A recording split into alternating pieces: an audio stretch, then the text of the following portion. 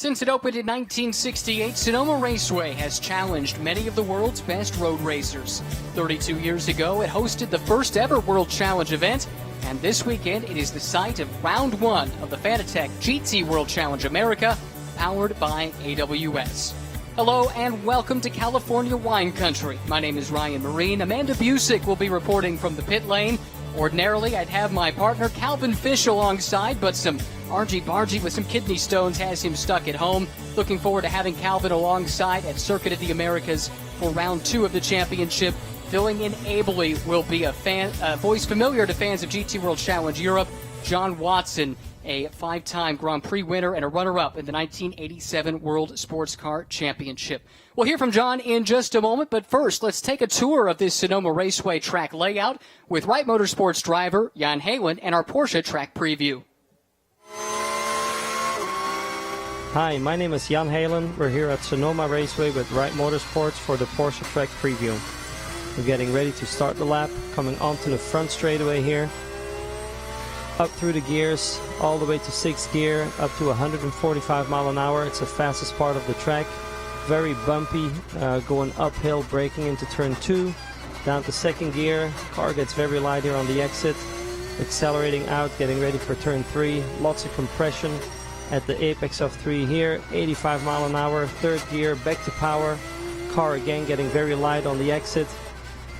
And hard on the brakes for turn 4. First or second gear, accelerating out, getting ready for the carousel, up the hill, very tricky braking.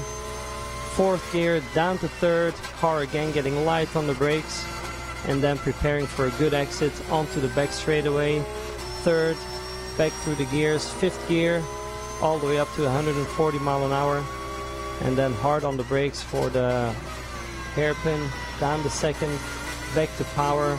Car slides around a ton here. So, got to be careful how to apply the power. Second, third, fourth, getting ready for the S's. Small lift only, back to power, and ready for the S's. Hard on the brakes here at the 300. Lots of dust flying up here. Hard on the curbs, back to power, first gear, back to power. Sweeping right, flat out, getting ready for the last corner. Tight hairpin, first gear. All about getting a good exit here. Good rotation, hard back to power, and back onto the front straightaway. And that was a lap at Sonoma Raceway in the Porsche GT3R. That was a high-speed tour of this Sonoma Raceway facility. Not only is this the first round of the season for the GT World Challenge America, but also the Fanatec GT World Challenge powered by AWS, a global championship for manufacturers. You can see the manufacturers involved on the screen right here. They will be competing for points in each of the 4 SRO Fanatec GT World Challenge powered by AWS championships here in the States, in Europe, in Asia, and in Australia. Porsche, AMG, Lamborghini, BMW, Ferrari, and others will be competing throughout the course of the season for top honors. Really an interesting championship, and great to get things started here at Sonoma Raceway. My pleasure now to bring in John Watson to the broadcast. John, this is a track that is near and dear to your heart and should prove to be a real challenge for all involved today. Well, good afternoon, Ryan. Thank you very much. Delighted to be back at Sonoma Raceway. When I came here in 1985, initially it was Sears Point. And, of course, it's in the heart of the wine country, close to my heart as well. But a lovely little racetrack, going to be very exciting this afternoon. And what we're going to have a look at very shortly is this is the track map of this 12-corner circuit. Segment 1 finishes on the exit of Turn 5, Sector 2 on the run down into the chicane, and then the final sector at the start-finish line. 4.056 kilometres, 2.505 miles. Difficult circuit to overtake on, an easy circuit to defend on.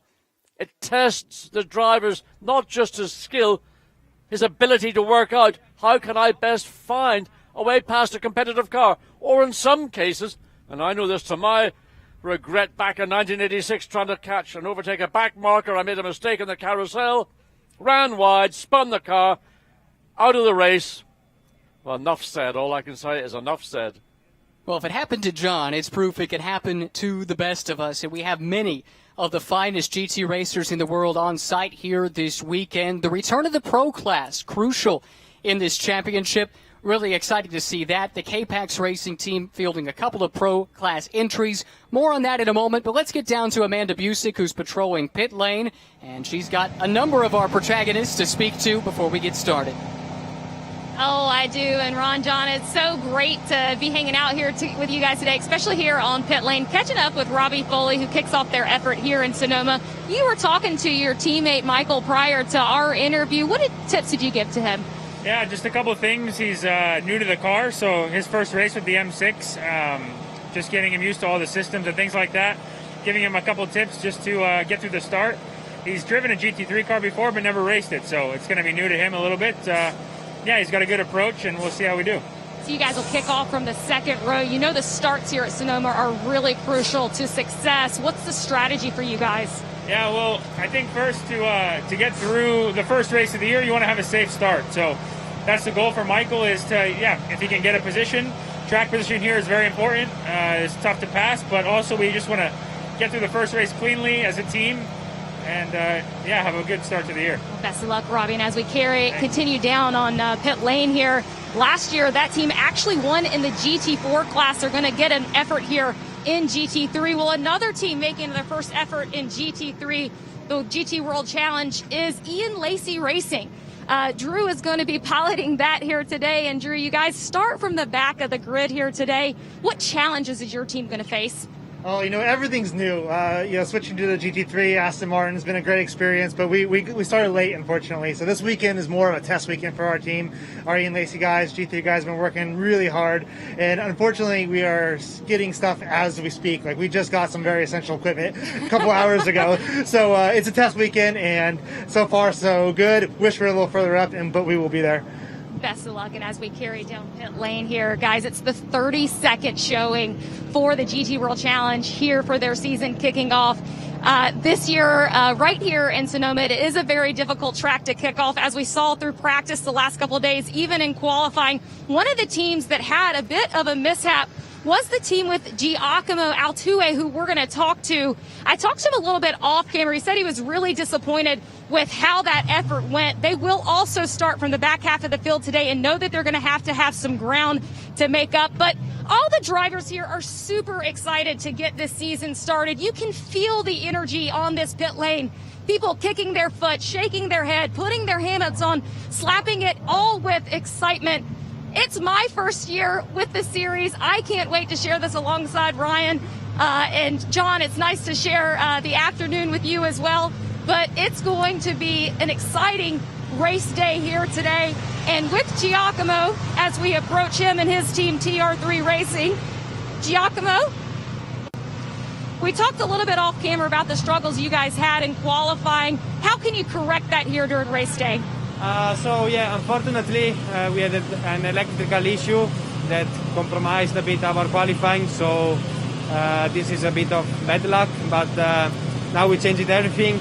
The car is good, the team is pushing to do the best result possible, so we are confident. Ryan?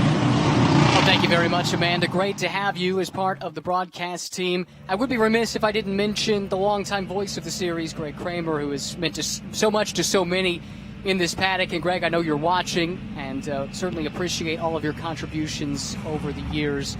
We'll do our best to live up to the standard that you helped to set. Cars rolling here shortly. It'll be 2 formation laps, John. These cars in GT World Challenge America do use tire warmers, but it is an important time to make sure you bring these tire temps up and tire pressures up to be ready to go at the start of this race. Yes, the cars are making their way now onto the circuit behind the Lamborghini Urus. That's the safety car running at a very low pace right now, and that's not going to really do very much to keep the temperature that they may have had in the tire when they fitted them to them in the pit lane. So Andrea Caldarelli will start, and he was the dominant car driver in Q1 and qualified in a 1 minute 36.186. Alongside him is sister car Corey Lewis, 136.8. So right now, you have to say the money would be on Andrea Caldarelli. He is in a form, the king of Lamborghini Huracan GT3s. He just decimated everybody in 2019,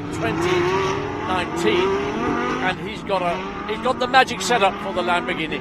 And the K-Pax team, adapting from the mid-front engine Bentleys to the mid-rear engine Lamborghinis, that hasn't taken them very long. No, it has not at all. Here on home turf, that team located very near to this circuit in part of the industrial park attached to Sonoma Raceway, and the combination of their expertise and a couple of Lamborghini factory drivers. They've got Jordan Pepper, who raced for them in the Bentley last year, coming over as well. Corey Lewis, who has been part of the Lamborghini Young Driver program over the last several years. A lot of Super Trofeo experience as well as GT3 experience. All these things have come together, and the opening salvo, John, it was pretty impressive what K-Pax was able to do. A sweep of the front row for race one in poles in both races this weekend. Yes, and I think that what showed through to me in the case certainly of Andrea Caldarelli is his knowledge and experience of the car. He knows the Lamborghini inside out. Now, track conditions in qualifying were quite different to where they are now. The ambient was much lower, track temperature was much lower. It was a lot trickier. There had been overnight rain, so the track was also washed. In other words, we had a very green racetrack, and it took a little bit of time to get some rubber down, not as much as maybe the drivers would like to know that they've got that level of confidence to lean on the car on every one of these 12 corners. Nevertheless, that black number 3 Lamborghini, Andrea Caldarelli, dominant in qualifying one. It was a stirring performance, to say the least, and one we've come to expect from Andrea Caldarelli. He'll line up alongside his teammate Corey Lewis.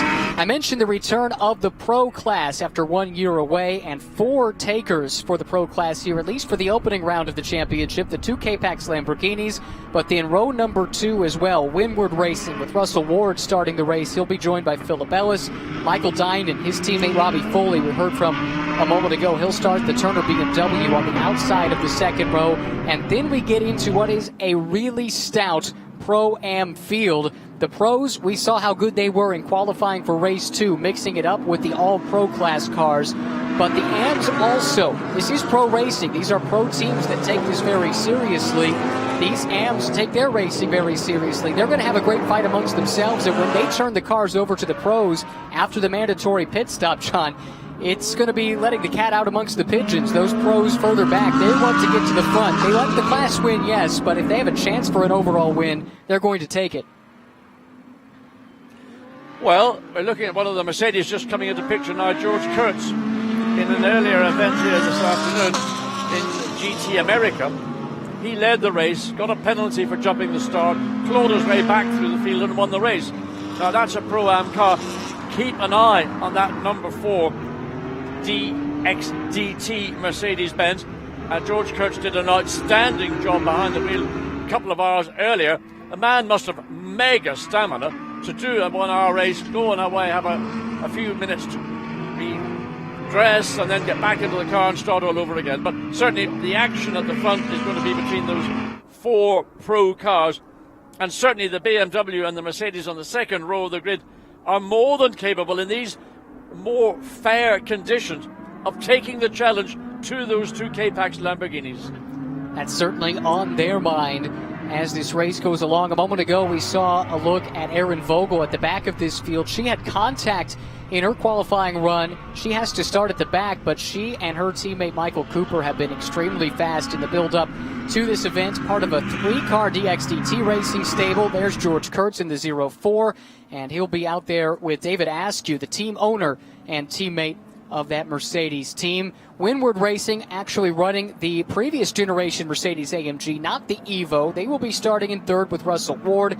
This is the same team that won its class at the 24 Hours of Daytona back in January. There's a look at Jan Halen, that's actually Fred Pordat, Jan Halen's teammate. The car, though, that gave us our tour around Sonoma Raceway on the Porsche track preview.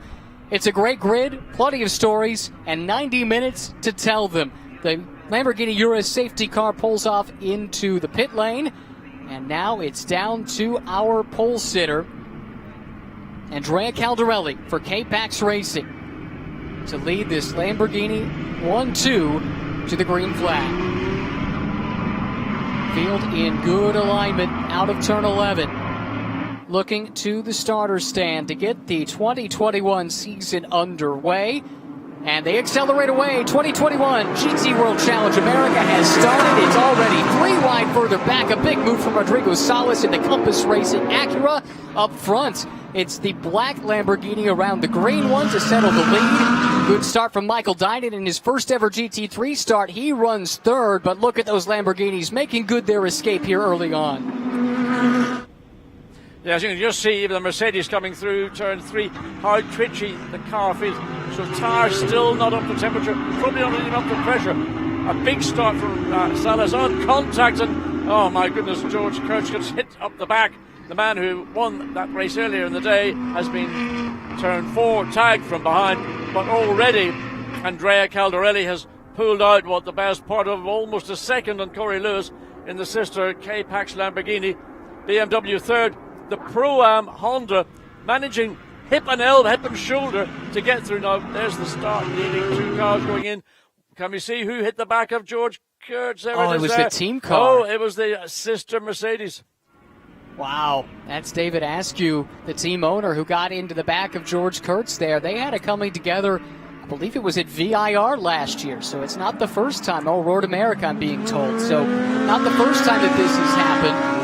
To keep an eye on that. The good news for George Kurtz, he knows he can come back from the back of the field to win. It happened, as John mentioned, in the GT America race a little bit earlier on today. This is that Compass Racing Acura NSX GT3 Evo. Great start from Rodrigo Salas, who's coming under some pressure here from Russell Ward in the Winward Racing Mercedes-AMG GT3. That's right there in line behind as they complete the first lap. It's Caldarelli up ahead, leading this thing by 1.2 seconds over his teammate Corey Lewis, Michael Dinan, Rodrigo Salas, Russell Ward, your top 5. David Askew running 6th, but we do have to wonder what might come of that penalty, or of that contact, and if the stewards might take a look at that one.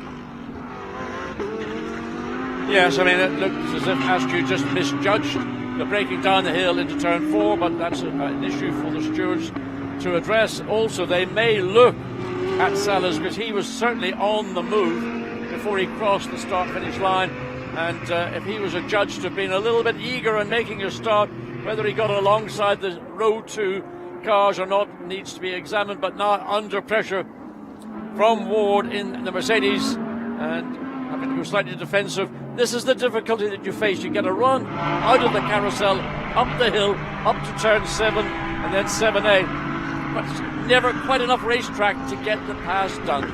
From your experience racing here, John, as we look, George Kurtz has brought that car to pit lane. Perhaps there was some damage stemming from that contact. It looks like they're going to change the right rear. DXDT Racing crew having a look at the suspension. This is the car he shares with Colin Brown. It's a different chassis, by the way, than the one that it was used for GT America earlier on today. Back to this battle here between Ward and Salas. And to my point I was making earlier, John, your experience racing here, albeit a slightly different track layout, where did you find the opportunities existed to make an overtake if you had that chance present itself? Primarily out of turn 1 up into turn 2, if you felt brave enough, because it was pretty quick in those limited GTP prototypes that I was racing. The other part of the racetrack would be into turn 12, which is the hairpin at the end of the lap. Now, we had a slightly different track because when we left turn 7 at the top of the circuit, we didn't have the chicane. That was introduced a number of years ago. But likewise, the run down into turn 4 was a longer run. It was further on. You can actually see, well, look here, as the cars go right, they're going right sooner than we did. We kept going straight on down. The racetrack is actually just behind where the cars are now going through turn 5. A couple of places, but you've got to be committed and you've got to be alongside the car you want to overtake before you get to the corner. You can't dive bomb somebody and expect them to give you room. It's been an interesting opening 5 minutes. This is a look here at Jeff Burton racing with Fred Poordad. We saw a moment ago George Kurtz resume the race, but down a lap. He was right in the midst of some of these battles we're looking at here. So they've got a big mountain to climb if they're going to get back into this thing. Fred Poordad, last year's GT World Challenge America AM-Class champion, right now holding down that spot with Jeff Burton in tow. Jeff Burton, another one of those drivers who was racing in GT America earlier on today, perhaps using some of that track knowledge to his advantage as we drop back and look at the Racer's Edge car. Taylor Hagler behind the wheel at the moment, getting a lot of pressure from Aaron Vogel, a couple of female drivers in the field, and they find each other right away. Both of them new to GT3 racing, but extensive experience racing in smaller category GT cars and touring cars as well.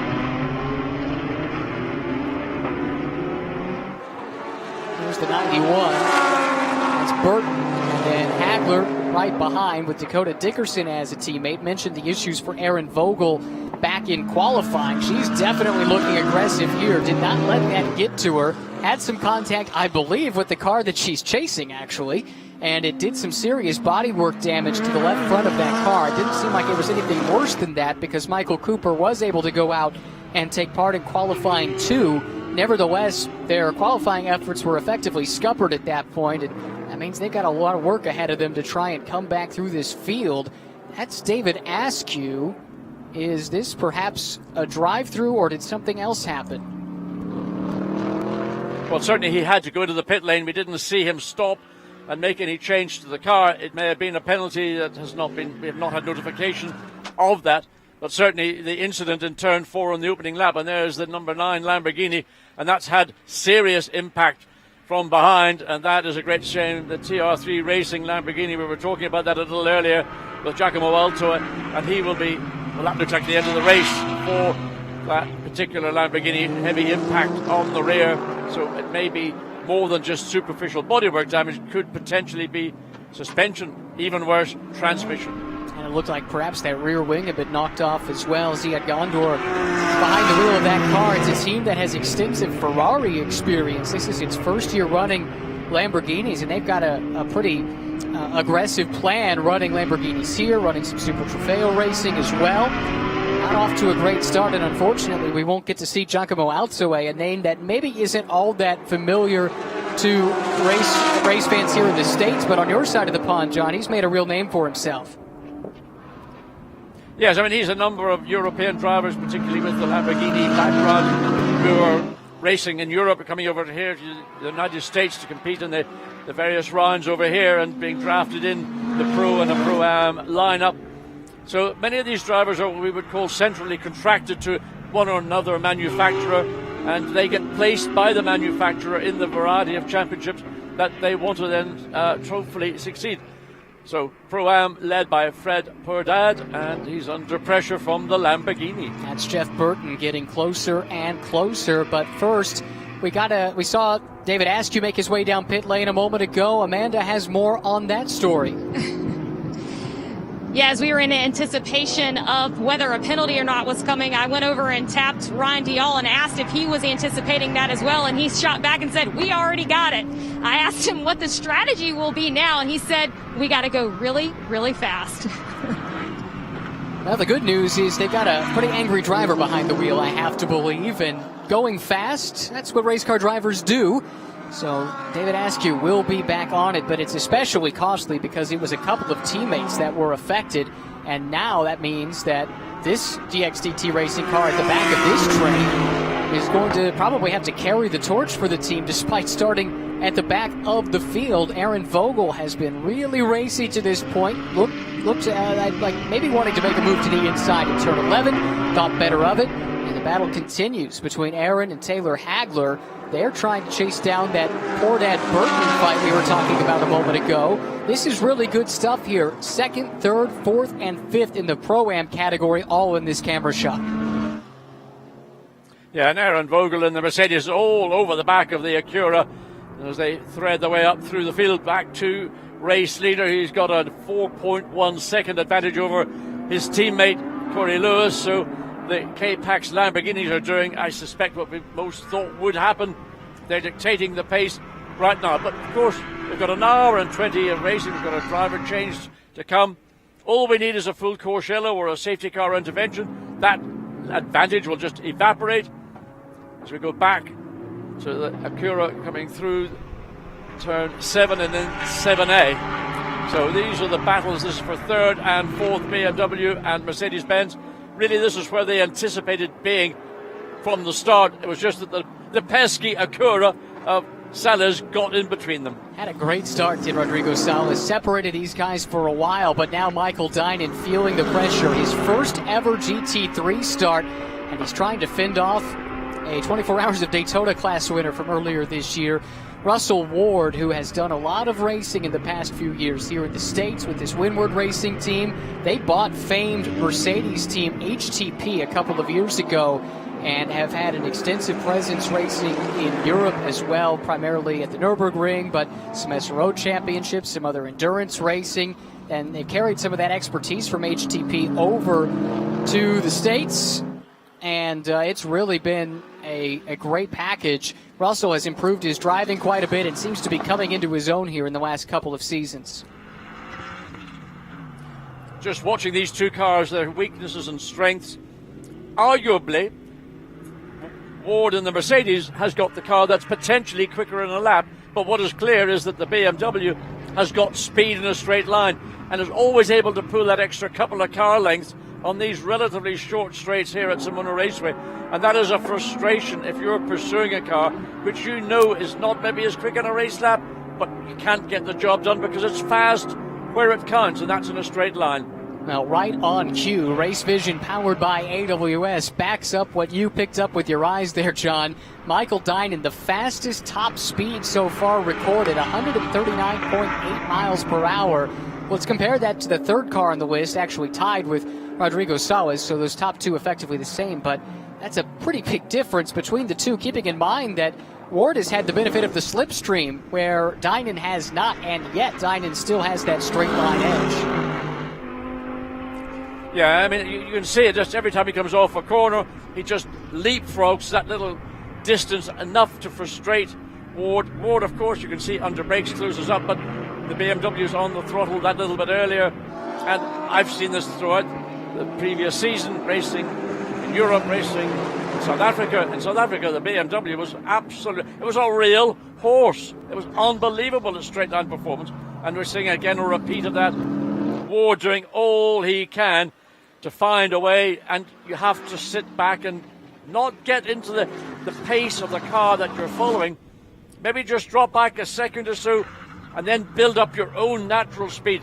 Don't let your momentum be dictated by the car you're following. Some more fantastic data from our friends at AWS. This is corner speeds through the carousel. This corner they're heading through now, and you can see the cornering advantage of that Mercedes there, with the top two on that list being Mercedes-AMG GT3s, Russell Ward at the top of that list.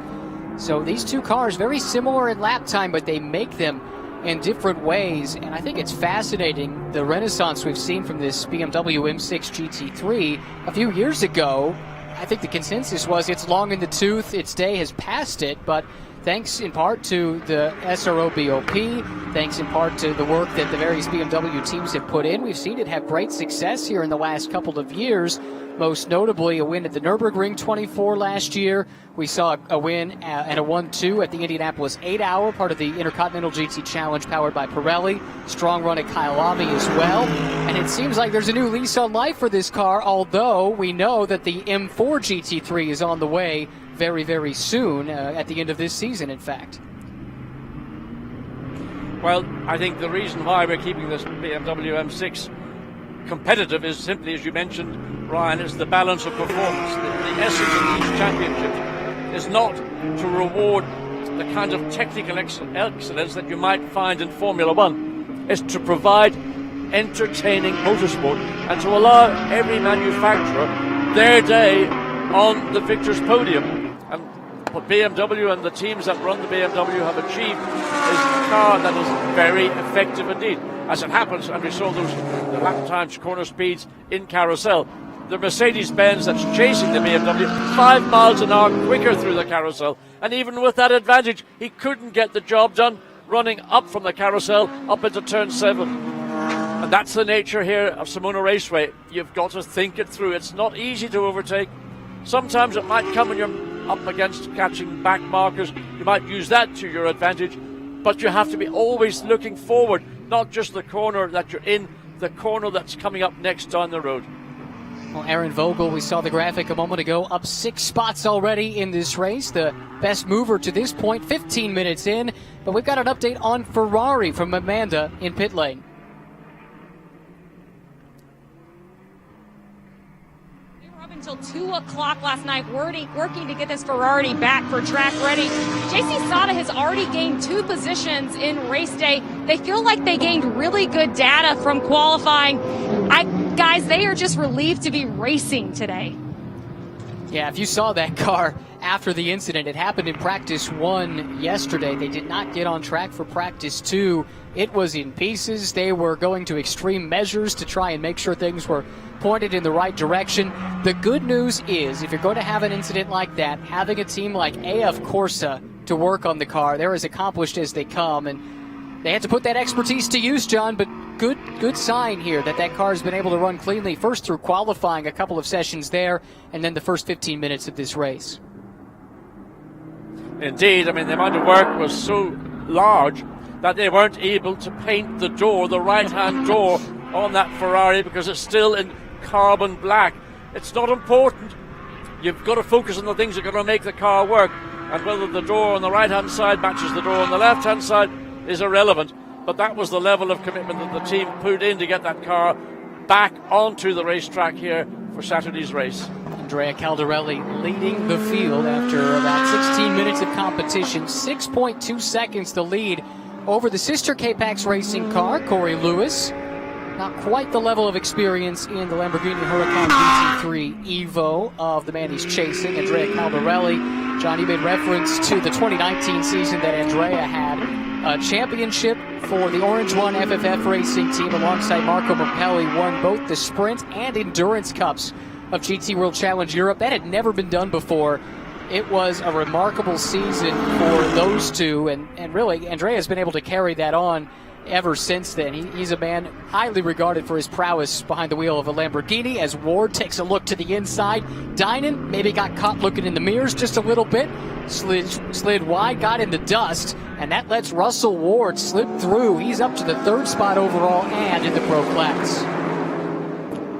Yeah, I think what Dynan did is he saw the Mercedes in his mirror, thinking, is he going to shoot down the inside in a gap that might be marginal? I'll give him that little bit of extra room. But in the process, he put himself into that very dirty part of the exit of the corner. All of a sudden, tyres are all clogged up with the dust and dirt on the outside, loses grip, can do nothing, just has to wait until the car comes back onto line. In the meantime, Russell Ward says, thank you very much. I'll take that every day and any day you want to give it to me. And I'm now in 3rd place. And I'm now going to focus that I'm 21.4 seconds behind Corey Lewis in 2nd place. That's a lot of time Russell Ward's got to drag out of that Mercedes-Benz, or I could say Mercedes-AMG GT3. Well, we saw Russell Ward in the championship a few times last year. He raced in a couple of different classes, as a matter of fact. Raced alongside his dad, Bryce, and also Chris Wilson in the Pro-Am class.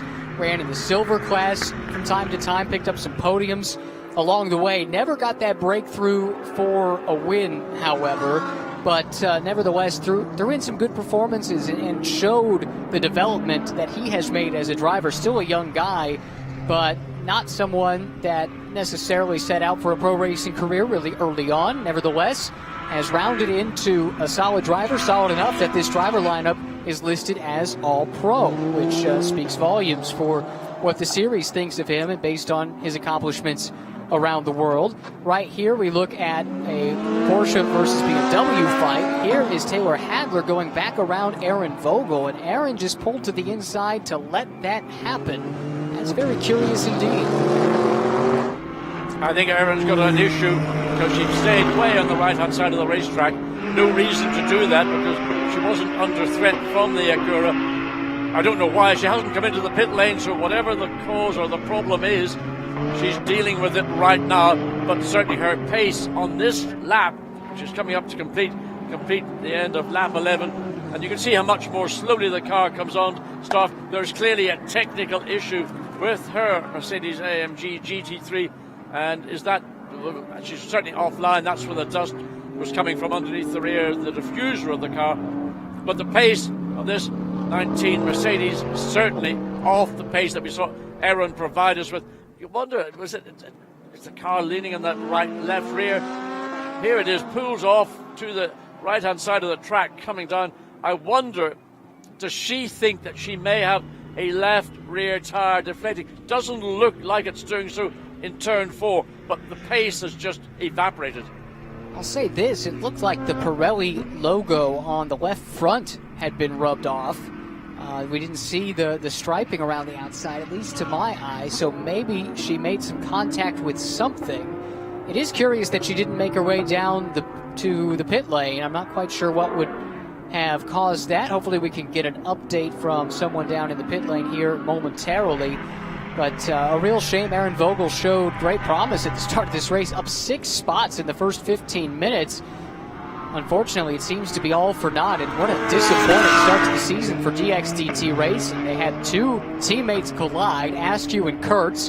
Both of them are well down the order. Vogel was carrying the flag for the team and now seems to have problems of her own. And for a team that made massive investments in the offseason, moved into a brand new facility in North Carolina, moving all the way from Utah, this is not the way they drew up the start to their year. Brian, Aaron is back at speed. Whatever the problem was, she may have been able to make some adjustments in the cockpit. There are a multitude of buttons or switches, but there she's in the pit lane now. She did pick up speed on the lap that she's now come into the pit lane from, so whatever the problem is, she did get a momentary fix on it, but decided to bring the car. Now that might have been an instruction from the pit lane rather than her making that decision, but she is in the pit lane, and that good work that she established in the opening laps is now, sadly, for nothing. Maybe we can get some clue as to what the issue is based on what the team does. Well, I'm not quite sure what happened there. It looked like the car was still in gear, and then it got stalled. So a little bit of communication going on between the crew and the driver. We'll go back to this battle between Fred Purdad and Jeff Burton in the Lamborghini, and really Burton has not been able to do anything at all, anywhere around the lap, through any of the 12 corners and the straights that connect them, to put himself into a position. And while these two battle it out, let's get down to the pit lane. I think Amanda's got an update on Aaron Vogel.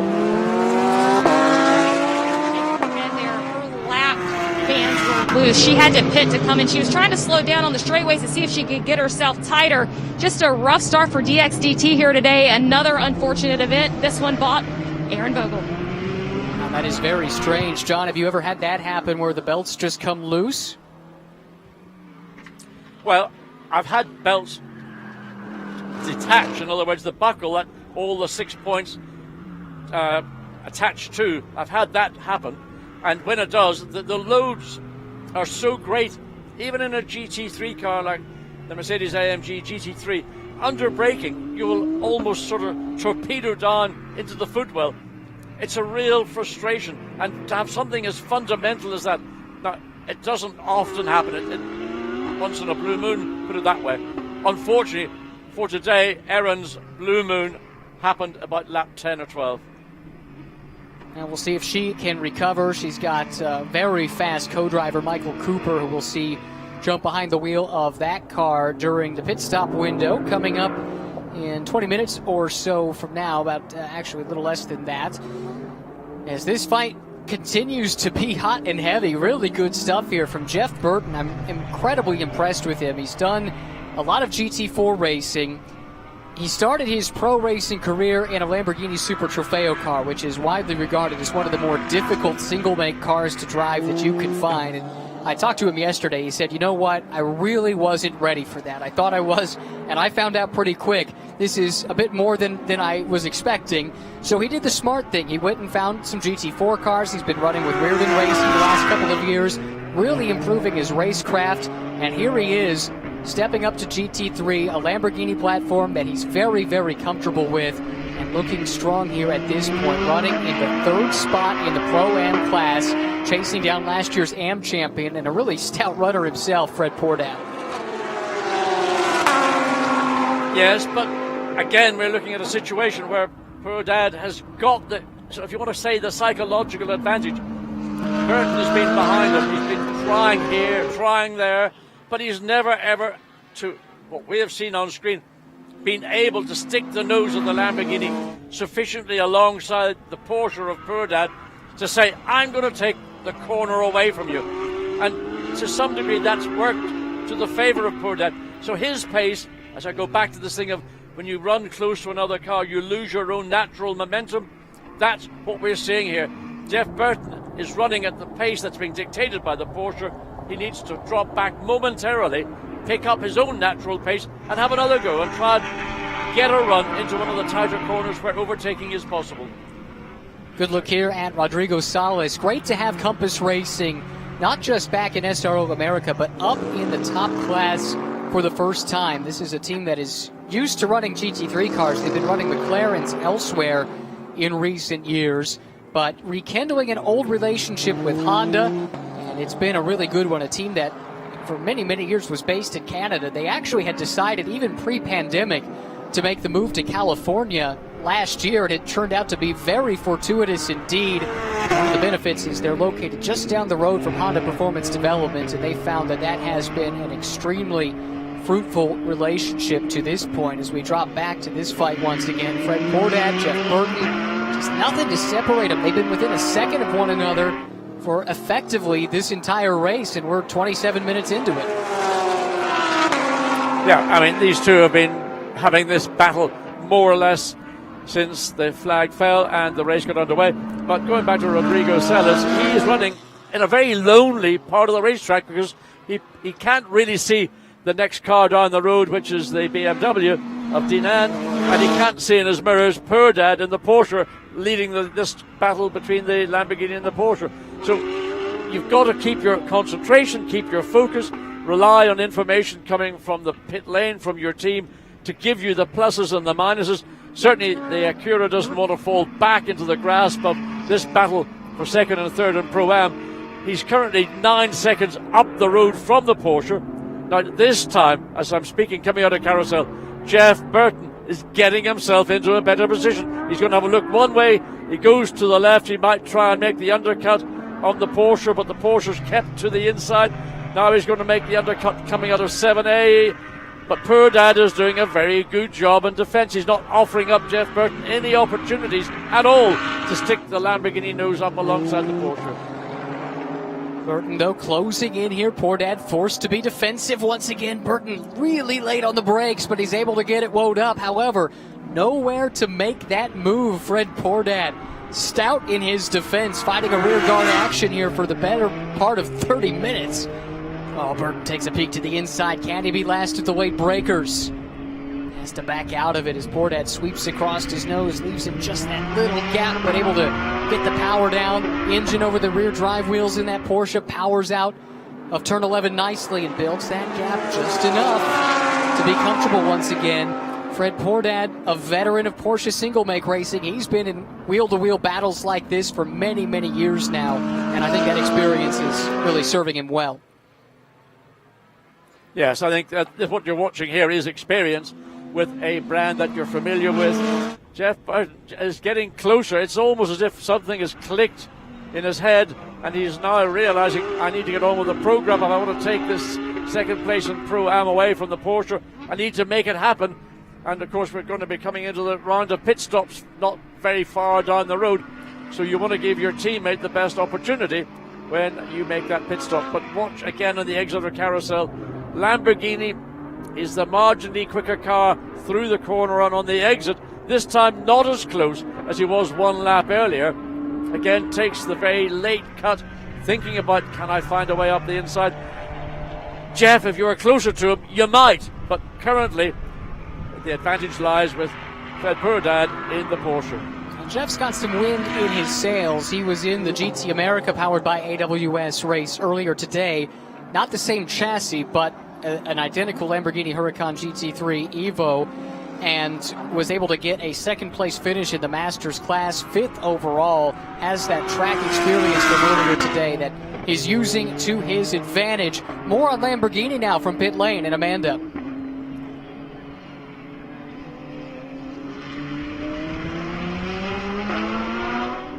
We'll follow up with Amanda on that here in just a moment. Back to our overall leader, Andrea Caldarelli, out in front. 30 minutes gone or thereabouts. Andrea has done nothing but impress. Just an epic lap in qualifying to take pole by a huge margin over his teammate Corey Lewis. And that has carried over to the race here, John. The lead now nearly 12 seconds at the front of this field. Well, just watching Andrea Caldarelli in the lead Lamborghini, you swear that why is he going so slow? But he's not going slow, but he's driving in that lovely, lovely manner where everything is coming to him. He and the car are driving in unison. He isn't putting any unnecessary strain or stress into the car. He makes his apexes absolutely perfectly, his brake points perfectly, no pressure. Just in that, again, I use the metronomic word as a way to describe a driver who is on top of his game. This driver in a Lamborghini, that's about as good as it gets. And he's leading comfortably now by 12.3 seconds from his teammate. Now, I think Corey Lewis, for his first race in a Lamborghini, that's a good position, good performance, because this is the master. You're trying to beat the master in a Lamborghini on your first outing here at Sonoma Raceway. That's a big ask for anyone. Let's give it another try down in pit lane with Amanda on the Lamborghini story. Yeah, Ryan, I actually heard earlier in the weekend that with the Hurricane Evo trim, every single one of them in North America is at this race here this weekend, including the two with K-Pax. I spoke with Jordan Pepper ahead of his turn in driving. I asked him how he felt that his teammate was doing. He's very impressed with how he's taken to this track for his first race in America, first race in Sonoma.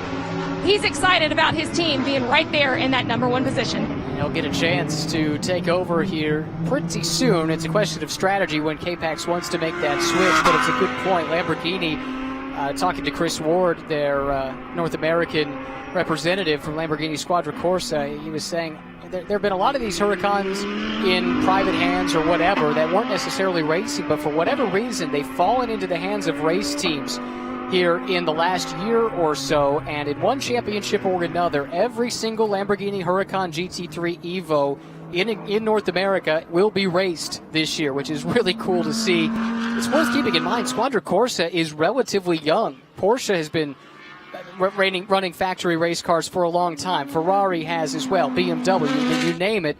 Squadra Corsa only came along in the last decade, and it's amazing how quickly they have risen to the fore, winning major races left and right, and have become a real force in GT3 racing.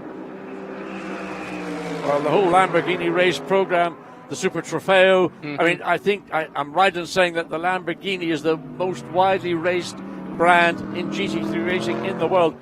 It's been a phenomenal success, and the development of the Huracan, again, it's a road car adapted to racing, maybe whereas the Acura was a race chassis adapted to road use. But back to car 33, Russell Ward, he's fallen a little bit further behind the second place Corey Lewis. Now the gap is 32 seconds, second to third place. So Russell Ward, all he will do is bring that car into the, well, not the first round of pit stops, the only pit stop, hand over to Phil Ellis. And, well, just under an hour of this race remaining.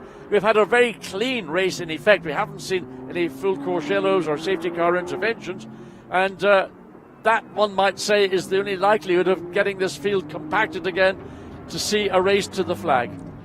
Here's Frank Gannett. This is Ian Lacey Racing making a big step. They ran a couple of Ford Mustang GT4s in Pirelli GT4 America sprint competition last year for Frank and his co-driver of this season, Drew Stavely. We heard from Drew in the open to the show with Amanda down on pit lane prior to the race, and they were talking about how new they are to the car, how they're still learning things, and definitely using this weekend as much as a test as it is for a race. And all of this is a valuable experience. Some of these teams have years of experience with these cars. Look no further than the car behind.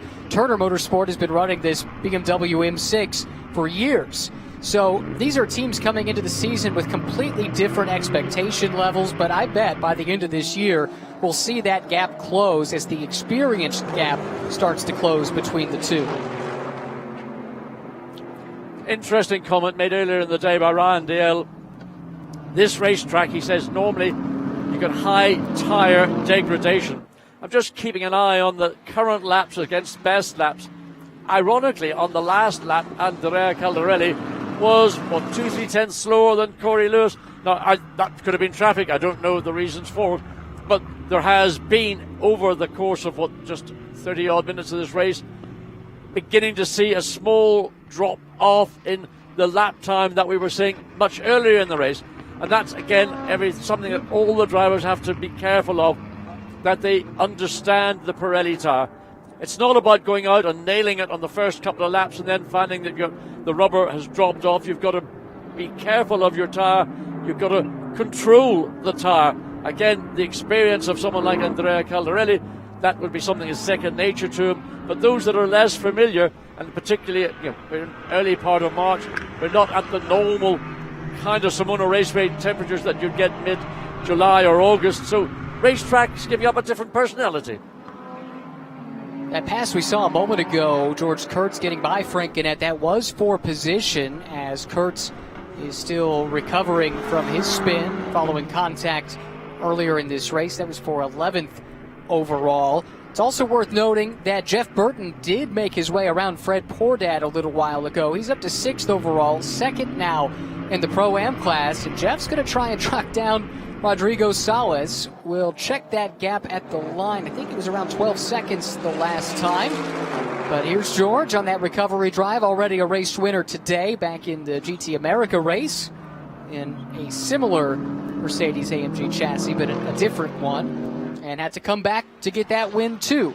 And he'll be turning it over to an ace of a driver in Colin Brown. These two teamed up along with a couple of other drivers in an SPS Automotive entered Mercedes-AMG GT3 last year at the Total 24 Hours of Spa. Had some issues early on, some damage that caused them issues throughout the race, but talking to George about it, he loved everything about the experience. And John, that was without fans in attendance. Imagine Spa without fans and then going back and actually getting the full experience. I think that's why George is so keen to get back and get the full Spa experience this time.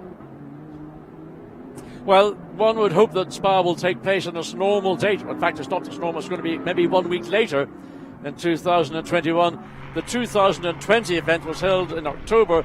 Of course, that was a race where you had virtually 12 hours of light and 12 hours of darkness. Completely changed the character and the personality of the toughest GT race in the world.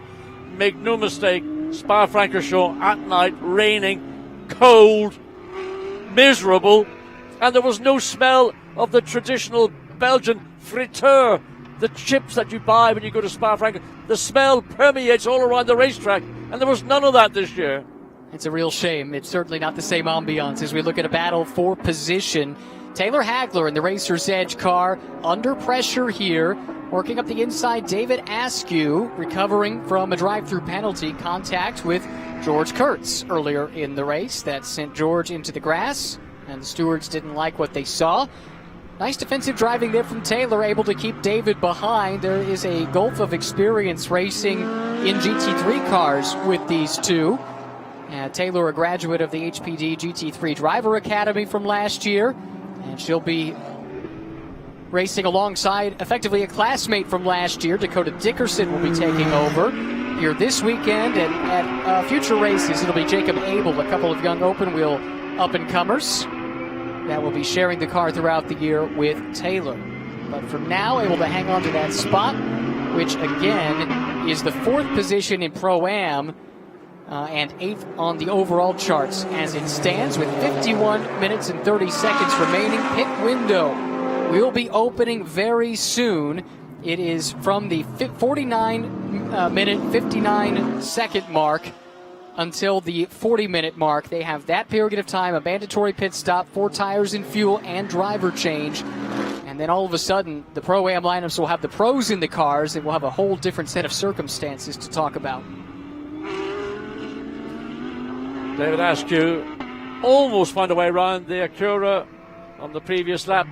He did the right thing. He got penalised on the because of an incident on the opening lap. He didn't want to get penalised on that last lap. As we go back to our race leader up at the top of the circuit, Andrea Caldarelli, his lead is now stabilised. It's about 12 and a bit seconds. But look, he's still hustling. You can see the Lamborghini just a little flinch as he threw it, and he does throw cars around. into turn 8, down the hill, down into the chicane. Corey Lewis, 12.7 seconds behind. Then there's a massive gap to third place. Russell Ward, 39 seconds now behind the second place Lamborghini. Andrea Caldarelli, this has been an absolute wheel-perfect drive. And I don't want to put the commentator's curse on Andrea Caldarelli before he makes his pit stop and hands that car over to... I'm looking forward to seeing Jordan Pepper behind the wheel of a Lamborghini in a race context, because he is exciting. First of the pit stoppers are making their way in now. And that was really, really close to crossing that commitment line too soon. I think both the Racer's Edge car and the DXDT car got in just in the nick of time. But that's good strategy from up on the box, seeing that they were going to have the chance. And the advantage that's going to give these two is it will put the pros in the car for effectively an extra lap. So definitely a big point here. We'll have to remember this for the future. So here comes the 63 DXDT Racing Mercedes. David Askew behind the wheel. There is a minimum pit stop delta, so it's 87 seconds from pit in to pit out. I'm told that on the pit speed limiter, 50 kilometers per hour is the speed limit. It should take 45 seconds just to drive the pit lane. So the remaining time then is what you have to ideally accomplish this pit stop. 4 tires, full tank of fuel, and driver change. And I'm excited to see our first look at Dakota Dickerson as he takes over for Taylor Hagler in that Racer's Edge car. Here's Aaron Vogel coming in, among others. I think we're going to see most of the Pro-Am lineups take advantage of this now to get the pros in the car for as long as they can. Meanwhile, many of the pro teams have a bit more flexibility built into their strategy, and I'm curious if K-Pax might split their strategy with their cars running 1-2, one coming in earlier to cover the other. And indeed, here is our leader, Andrea Caldarelli, right behind the number 91 of Jeff Burton, who is basically that far from going down a lap from that opening stint. We'll see what the K-Pax crew can do on their first stop.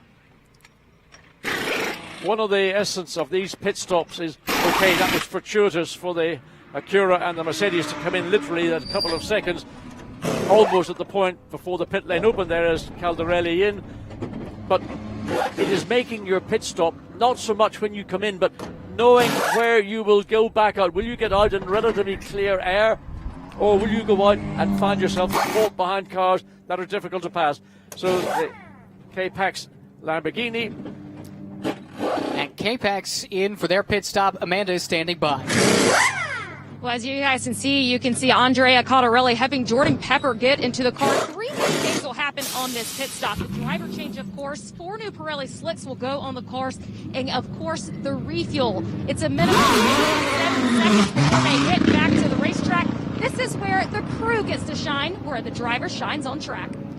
And you saw the K-Pax car sit stationary for a while. That's because they know how long it will take for them to leave that pit stall and get to pit out. They don't want to go out too soon, or there would be a penalty. So anytime you see the car sit for a brief moment, that's a sign the crew did their job well. They didn't leave anything on the table. Andrea Caldarelli handing over to Jordan Pepper. Ryan, that was a crucial move by Jordan Pepper, because he was trying to juggle not breaking the delta time. At the same time, he didn't want to let Matt McMurray and the Acura get ahead of him. He wanted that clear air because he knew if the second place Lambo was actually the leading Lamborghini of Corey Lewis, he did lead for a lap.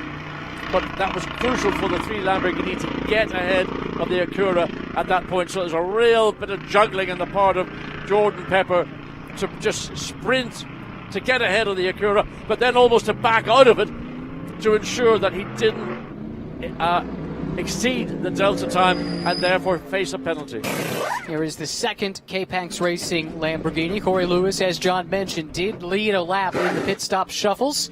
The lone American in this 2-car driver lineup gets out and hands it over to Giovanni Venturini, Lamborghini factory driver extraordinaire, getting his first chance at SRO America competition.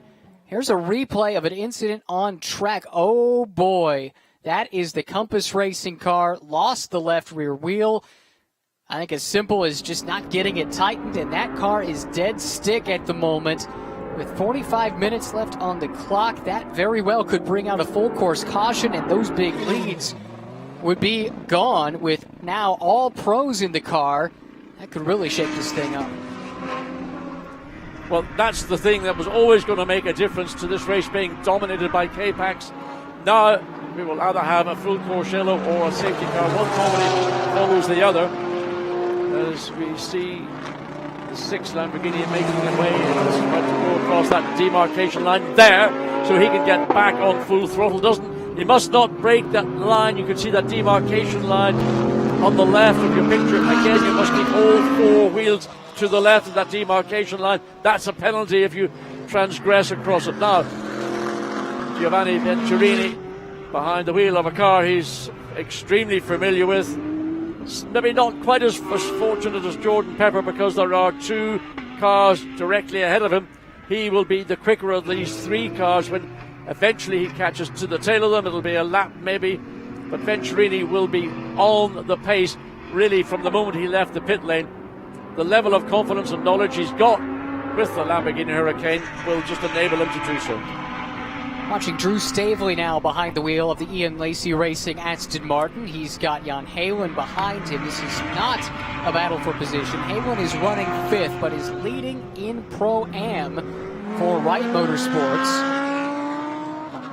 Stavely a lap down at this point after Frank Gannett's opening stint. And up front to Jordan Pepper, a star in the making, comes from a South African racing family. His father Ian was a touring car driver in South Africa. His sister Tasman raced in the W Series in its inaugural season and has aspirations to being a racing driver herself. Jordan Pepper, though, has made a name for himself in a short amount of time, showing up on the European scene a few years back and has really excelled, especially when conditions get tough. It seems like he always comes to the fore and picks up a big lead courtesy of Andrea Caldarelli's strong opening stint. Ryan, his first flying lap was a 1:39.2 against the fast lap of the race, and that's in that number 3 Lamborghini from Caldarelli, a 1:38.5. That was set a few laps into Caldarelli's race. Jordan Pepper on it, and he will no doubt get quicker. You know, the first flying lap, you're always just feeling your way around the racetrack, knowing how has it changed since I was out qualifying this morning. That's the process he's going through. There's the wave yellow flag to indicate the Acura with its left rear wheel way out to the right of the racetrack. Never a good thing to see a wheel having or detaching from a race car. It goes anywhere and everywhere. For now, at least, race control seems satisfied with covering that stranded car with a local yellow. To the peak here at Dakota Dickerson. Has some company behind him in the form of a Mercedes AMG GT3. Dakota's got the Ryan Dial-driven DXDT car right behind. It's been a good recovery from them after Asker's drive-through penalty. Running, looks like, up in the 7th spot, closing in on the back of Dickerson, graduate, as I mentioned earlier, of that HPD GT3 Driver Academy. Well, Ryan Dial is an extremely experienced driver, of course, comes from the United Kingdom. But when I heard him interviewed earlier today, I thought, well, did he come from the UK? He's taken on the accent of the country in which he's been racing in for so many years. But an extremely accomplished, a very professional driver behind the wheel of probably the easiest of all the GT3 cars here this weekend to race, the one that I would say is overall the most forgiving. Ryan Dial is going to rag that Mercedes AMG GT3 all the way around the 12 turns here at Sonoma Raceway. Makes a move, well, not to overtake, but just wants to put his car into that left door mirror of Dickerson in the Acura.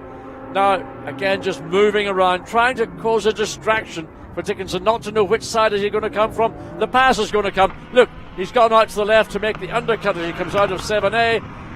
Sort of covered off by the Acura, but how close can you get coming down the hill? Might be an opportunity to make a move under brakes, but I think he's not going to be close enough unless he got a momentum. But no, has to be patient. can't get it done here, he'll think about my next opportunity. Down into the hairpin, down at turn 11.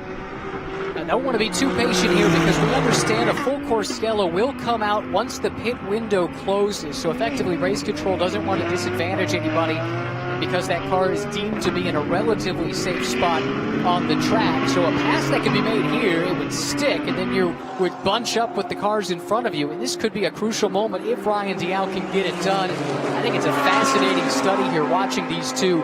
Dial came from single-seater racing, came to the States to be able to pursue that, ended up with a long career in sports cars. Dakota Dickerson, on the other hand, just starting his career primarily in single-seaters, but now maybe seeing a career path in sports cars, might follow very much in the footsteps of Ryan Dial. Let's get down to the pit lane. Amanda has an update for us there. Well, Compass Racing came into the pit number one. I'm sure it was very tough for Rodrigo to watch the left rear tire of that. How do you come back from that moment? Well, you know, the Compass guys are a great team. We had a great season together back in 2018. Mistakes happen. I don't know if it was a mechanical issue or just a mistake, but I know we're going to come back even stronger. We showed good pace. It's a good car.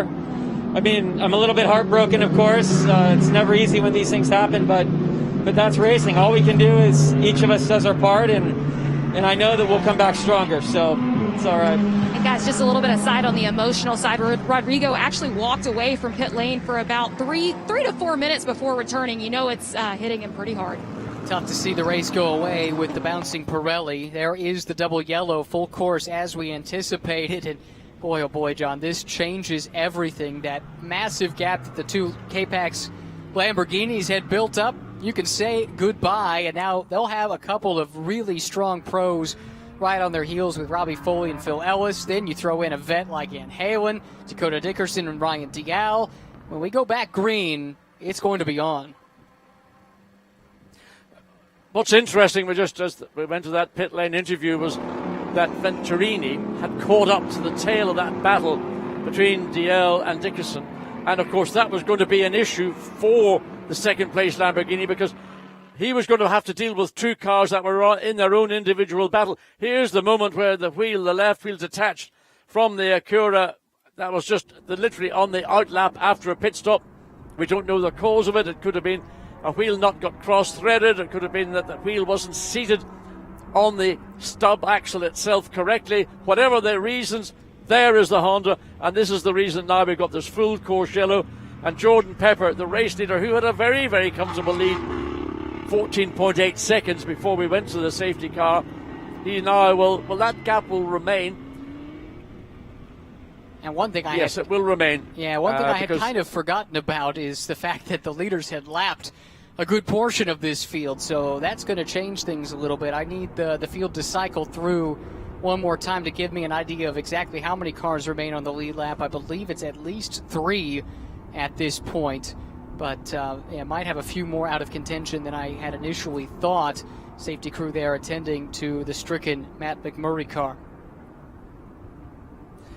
Yes, because the first and second place cars have got lap cars between them, and likewise the second and third place cars will have the same. There is, I think, the second place Lamborghini just coming into view. There is the lead K-Pax Lamborghini with Jordan Pepper behind the wheel.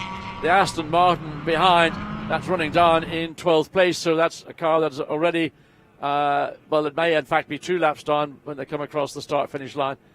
So consternation for the teams. This is when these guys have to do their job, and they need to calculate the circumstances of where we will be when this track goes back to green.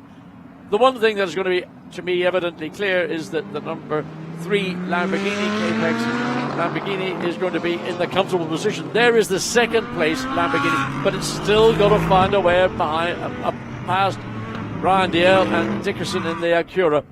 And then we're waiting for the number 96 BMW to see where it is. Will it come into view? No, that's, I think he's still quite a ways back. The last time around, he was in time a long way behind, but of course, behind the safety car, the cars will end up lining up astern. So all the hard yards that were done by the 2 K-Pax Lamborghinis in that opening stint up until the pit stop window opened. That now is going to be changed.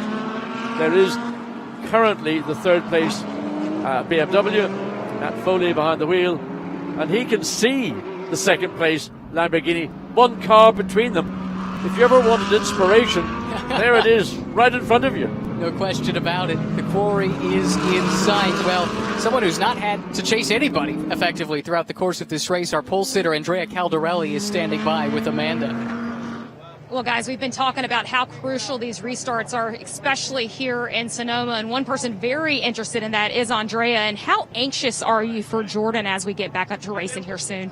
Well, I think Jordan is anxious. I'm quite okay. I'm quite relaxed here, but it's very difficult because the temperature is not so high, even though we have a beautiful sunshine. But it's very easy to have a lot of pickup, and with the cold tires, it's going to be quite tricky the first 2-3 laps. You've seen this track. Were you able to relay any information to Jordan during the driver change? Yeah. I shouted him a couple of things about track being dirty in turn 3 and turn 4, like this morning. But I told him just take care of the rear tires because they're going to drop quite quickly. Thank you. Great to hear from Andrea. Quite a stirring debut in SRO America competition for him, looking very strong to this point. My understanding of the rules as they've been in the past is that at the race director's discretion, there can be a wave-by to put some cars on the same lap as the leader, but I'm not 100% sure if that carries over to this year. So let's all pay close attention, and we'll find out together as we go along here. 33 minutes on the clock as it stands. If you're Jordan Pepper, you like seeing some of this time tick off the clock to eliminate effectively chances for anybody to track you down as the race comes to a close? Well, first of all, I don't think anybody would have been tracking down the number 3 Lamborghini. Jordan Pepper had this race in his control. But, of course, under these circumstances, safety cars, or 33 minutes of the race remaining, who's to say that we won't have another safety car intervention? And that, of course, is where you cannot calculate every aspect of what's going to take place in this event.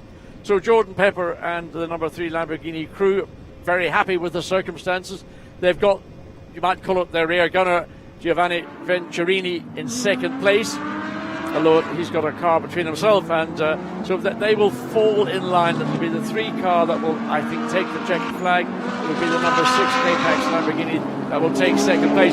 This is the car we've got to keep an eye on. Matt Foley in that 96 BMW F13 M6 GT3. I'm almost out of breath giving you the car's full title. And that's the car that could, with the assistance of a safety car intervention or things that are beyond the control of any of the competitors, that could be the car that would split the 2 Lamborghinis. Robbie Foley, definitely a driver on the rise. He teamed up with Michael Dinan, his co-driver here this year in Pirelli GT4 America. Last year, they won the Sprint X Pro-Am Championship. Dinan, who he coaches, won the AM Sprint Championship last year.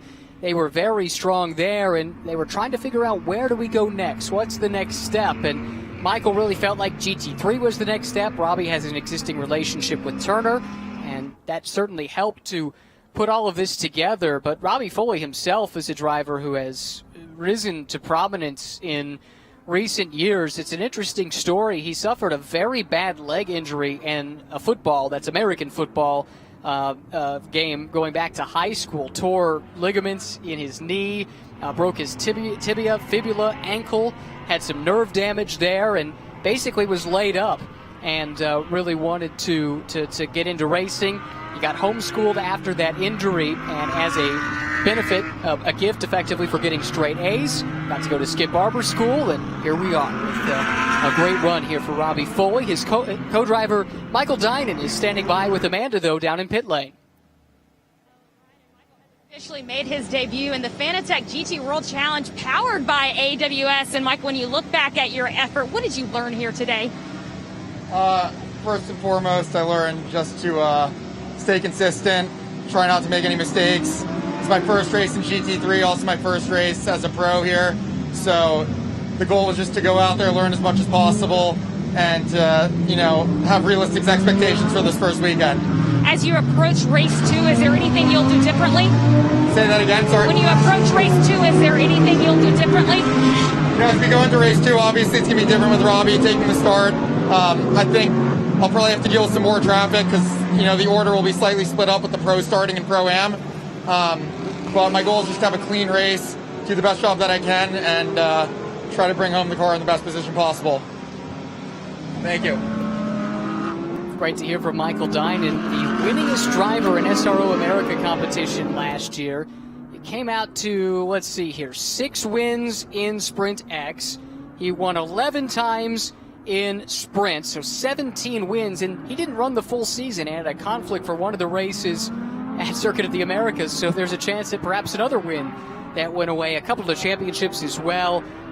A young guy without a ton of racing experience, but has come a long way in a short amount of time, and actually Robbie Foley, his coach, deserves a lot of credit for that. It's so important, especially in this day and age, John. I know maybe when you were racing, driver coaches weren't so much a thing, but it's really become one in recent years, and having the right driver-coach relationship can make all the difference. Driver coaches, we did it on the hoof. It's something that's come in over time, where experienced drivers who are too old to race give that experience.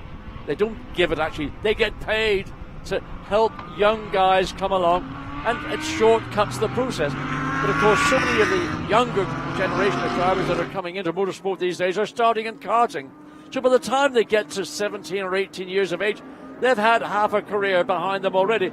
So I don't know quite where the coaching element comes in, but certainly I know that many drivers have benefited from having somebody who understands what they're talking about, and maybe the driver himself isn't capable of conveying that particular communication to the team clearly. Sometimes a driver coach can help you do that, and it's that communication between driver and team that is key. As we go back, the safety car has come in.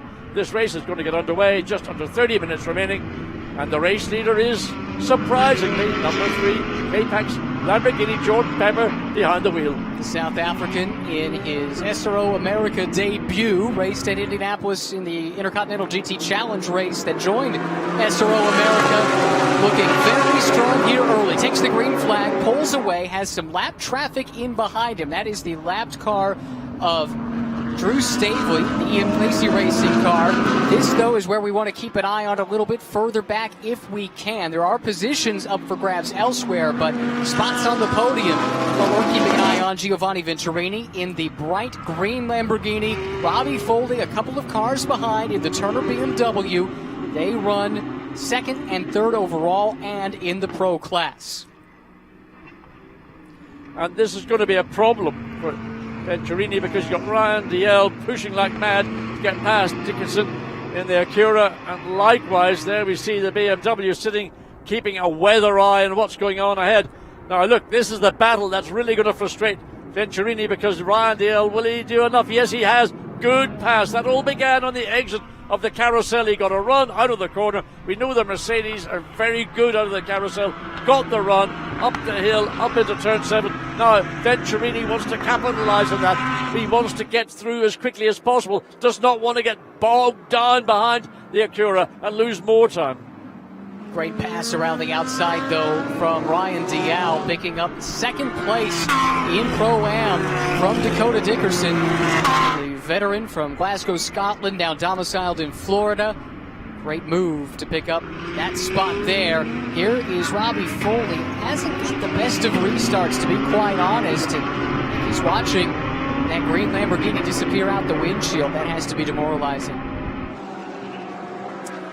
Yes, it is, but he has got slightly more clear air between himself and the car that it is directly ahead of him. Again, that's the car that's a lap down.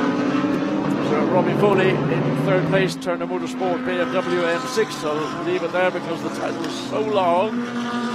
Up the hill, up into 3 and 3A to the right. Car gets light at the crest, then it drops down, and then heavy braking into turn 4. Easy to make a mistake. We saw that earlier in qualifying when drivers got caught out with a damp, cold track. Now through 5, flat out through 5, up the crest, and then again braking into turn 6, the carousel corner, where if you get it wrong, it will go wrong every which way.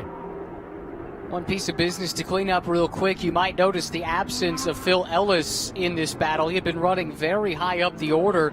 Got word from a Mercedes representative that there was an issue, an electrical issue with that car, a battery short that started at the driver change during the pit stop. So they appeared to not be running at the moment, scored back in the 12th place. A real shame because Russell Ward started that car and had a great run going, was running in podium contention, has fallen out of the fight for the moment. Robbie Foley under a lot of pressure. This is not for position, but he does not want that lap car to get around him. That's Colin Brown behind him, because that's just one more obstacle in the way of trying to find a way to catch Giovanni Venturini for second overall. And Ryan DL in the 63 Mercedes is making further progress. And these are back markers he's passing, but he is making progress. He's gotten past the Acura, and that's really released the Mercedes 63 to pursue. Now, that car currently is still showing in 5th place. It's the Porsche number 20, which is leading the Pro-Am category right now, Jeff Hayden. That is, well, it's a long way up the road from this particular 63 Mercedes. Nevertheless, DL is going to push. The Scottish driver, there you see the Soltar, that's the Scottish flag, and he wears it proudly either on his helmet or on his overalls or somewhere, as all Scottish racing drivers have done since time immemorial. And it does look like he's actually a bit closer than we anticipated to Jan Halen. That is the battle for the lead in Pro-Am, down a lap from the overall battle, but we'll keep a close eye on that, and as our camera crew does so, let's get down to the pit lane. Amanda has an update for us. Well, I'm standing by with the reigning AM champion from last season. They are racing in the Pro-Am category this year. And when you reflect on your effort here today, how comfortable are you with this car sitting in the number 1 position right now? Well, I'll tell you, the car feels good today. It's the best it's felt all weekend. We really got off to a slow start in practice. Couldn't quite get the car set up the way we wanted. So I'm very happy with the way the car feels. The track is as good as it's been all weekend as well. I think the competition is going to be really good this year. You know, if you place one wheel wrong, then you're going to lose a position. So I'm very comfortable with where we are right now, but not ever too comfortable. That's a long way to go.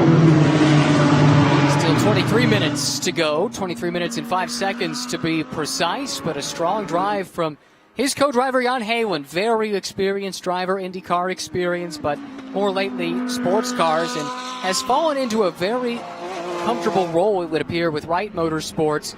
Gets the call up to run some endurance races with them, involved in driver coaching. This is a team that has roots that stretch down to the single make level, Porsche Cup racing, and he works with some of the drivers there, and in fact that's partially where the relationship with Fred Pordat came from. The two ran together at COTA last year as a Pro-Am lineup after Fred had already clinched the AM championship, and his normal co-driver Max Root had to miss that race to go make his debut at the 24 Hours of Le Mans, and then the three of them ran together at the Indianapolis 8 Hours. So proving to be a strong pairing here, a team with extensive Porsche experience going back many, many years. But he might have his hands full here before too much longer as Ryan Dial continues to close 4th right there on that top speed chart. Advantage, though, to the BMW of Robbie Foley, and that carries over from a conversation we had back in the first stint when Michael Dinan was doing similar things, John, very fast in a straight line. Ryan, just one lap ago, Ryan DL made an error through the chicane, and there's contact there, bodywork flying, and that is the back of a Lamborghini that's been tagged. I don't know whether that's a tire issue or a car issue, but suddenly fits. And there you can see the left front of the Mercedes hits the back, and I think the back of the Mercedes, that I can't make out, is that, let's look again and see why. So the BMW gets compromised, it has to back out of it, the Mercedes hits the back of the BMW, bodywork all over the racetrack, and that's not a particularly good part of the circuit through turn 10. That will maybe, okay, that was car 4, I beg your pardon, so that's further down the field. That was the Colin Brown Mercedes that was it. There we are. So they were teammates. Anyway, the contact, 4 cars all getting together. The consequence is, through turn 10, loads of that Mercedes-Benz on the racing line. I think it started with a problem for Vesko Kozarov in the 91 Reardon Racing Lamborghini. He was at the front of that train, and everything stacked up behind him, and I suspect Vesko had something to do with it primarily because that car is listed as in pit lane at the moment. So maybe we can get a look here from a different angle. It is the same angle, but it just didn't seem to accelerate, and it stacked everyone up. You can't really anticipate that, can you, John? No, and that was a nightmare because it was a BMW that was really compromised, and then the Mercedes suddenly had nowhere to go, and it just literally ran into the back, did little damage to the BMW, but again, the left front of the Mercedes, you can see the splitter, the front assembly of what is basically the bodywork that holds the entire front of the car together. So that is a disappointment, and again, that's the unpredictability. These things occur, you can't factor them in. All you can hope is that the incident is not considered serious enough. Now, the BMW, the right rear of that car was hit by the Mercedes, the left front. It appears to be okay, albeit now running in traffic. Can we look and see? Well, you can see the hit in the back of the car. It doesn't look to me as if it's got anything that's going to be permanent, but the left front of the Mercedes not looking very healthy. I do think we've been told that the Turner BMW did come to pit lane and at least got a look over from the crew before heading out. So Robbie Foley, effectively nothing to lose at that point. He was the last car on the lead lap and still holds the third position even after that pit stop. And in position to still bring home a podium as we look at this internecine battle between a couple of DXDT racing cars. The front one, the Colin Brown car that was involved in that contretemps a little bit earlier on. You see the damage there, and it's very similar damage to what was sustained by the car that's chasing. That's Michael Cooper behind the wheel. Aaron Vogel in qualifying earlier today had something very similar happen in a similar spot on the track, as a matter of fact. Similar damage as well, and they've been playing catch-up ever since. Aaron had a good race. Here comes Cooper to the inside, and that might be teammates helping one another out a little bit. But Aaron had a good start to this race. It kind of went awry, but Michael Cooper here trying to recover to some degree. That move has him up to 4th in Pro-Am. So all things considered, on a dismal day for DXDT Racing, this is probably the one performance to write home. But now Michael Cooper with problems. That was strange. What are they doing? I mean, it's very strange because the four Mercedes looked like it just ran wide in turn 7 and allowed the sister car to go through. Then that was a give you the place back pass. Yeah. There was no racing involved in that particular incident. Maybe that was a pit lane instruction. Hopefully we might find out from Amanda in the pit lane as to why that incident, why did one car overtake the sister car and then the positions were reversed. Amanda, what are you hearing? Well, I'm down here with George Kurtz at the moment, guys, actually, and when you talk about the highs and lows in racing, he's coming off of his win in GTA and now witnessing this. How difficult is that to see? It's pretty tough. I mean, obviously, you got to take the good with the bad. And it's unfortunate, you know, we had some contact, and we'll have to go look at the videotape, but I know we had good pace all day, and, you know, we're at least P4, and we'll see if we can mitigate damage at this point. Have you been able to talk to David Askew after the incident in the first half of the race? Yeah, he came by and just apologized, and, you know, we'll get it all sorted out. I mean, it's racing, it happens. It's obviously it's unfortunate, but we'll regroup, and hopefully we'll be good to go for tomorrow. Thank you, George. Thank you. Now, those two, not just teammates, speaking of George and David, but very close friends. There's great camaraderie under that DXDT racing tent. Spoke earlier in the broadcast about the amount that they've invested in this program. And they really have high hopes. Unfortunately, an inauspicious start to the season, but it's just race one. Plenty of racing still ahead of us. 16 minutes of racing still to go in this race. Jordan Pepper continues to lead, but the gap has shrunk. Giovanni Venturini closed in to 10 seconds the last time by. Pepper crossed the line a few moments ago. We're waiting for Venturini to clear that timing line to get an update, and it's grown again, so maybe traffic had something to do with that. Back up to 12.3 seconds in the fight for the overall lead. This is further back. Brown and Cooper for 4th and 5th in Pro-Am. And Ryan Dial continues to try and chase down Jan Halen for the lead in Pro-Am. 1.5 seconds between those two. Yes, the gap between first and second will seesaw depending on where you might catch traffic. But on the last lap, it was clear that Pepper was actually 2 seconds a lap quicker. And that's not just simply because Jordan Pepper's a quicker driver. There would be a reason, and the most likely excuse or reason would be that Venturini caught traffic in the wrong part of the racetrack. Corner speeds at turn 11. That's a turn 36 mile an hour, turn 11. That's that's the Urban Bend. Yes. That was one corner out. So 36 miles an hour, would you believe it? You can almost drive your road car around at that speed. These GT3 cars don't love going that slow. It is a tough corner for a number of reasons. That's that hairpin, second to last corner on the track where you have an opportunity. See several different lines taken. In fact, we're about to watch our race leader negotiate that corner. John, talk us through how you get around a tight hairpin like this. Well, my view is you tend to hug the inside of the corner all the way around. It's a slow in, quick out corner. If you try to make a very late apex, you run the risk of running too wide in the early part of the corner, picking up the dirt that would be building up on the outside, the rubber, the dust that's been there, and of course the rain that fell overnight.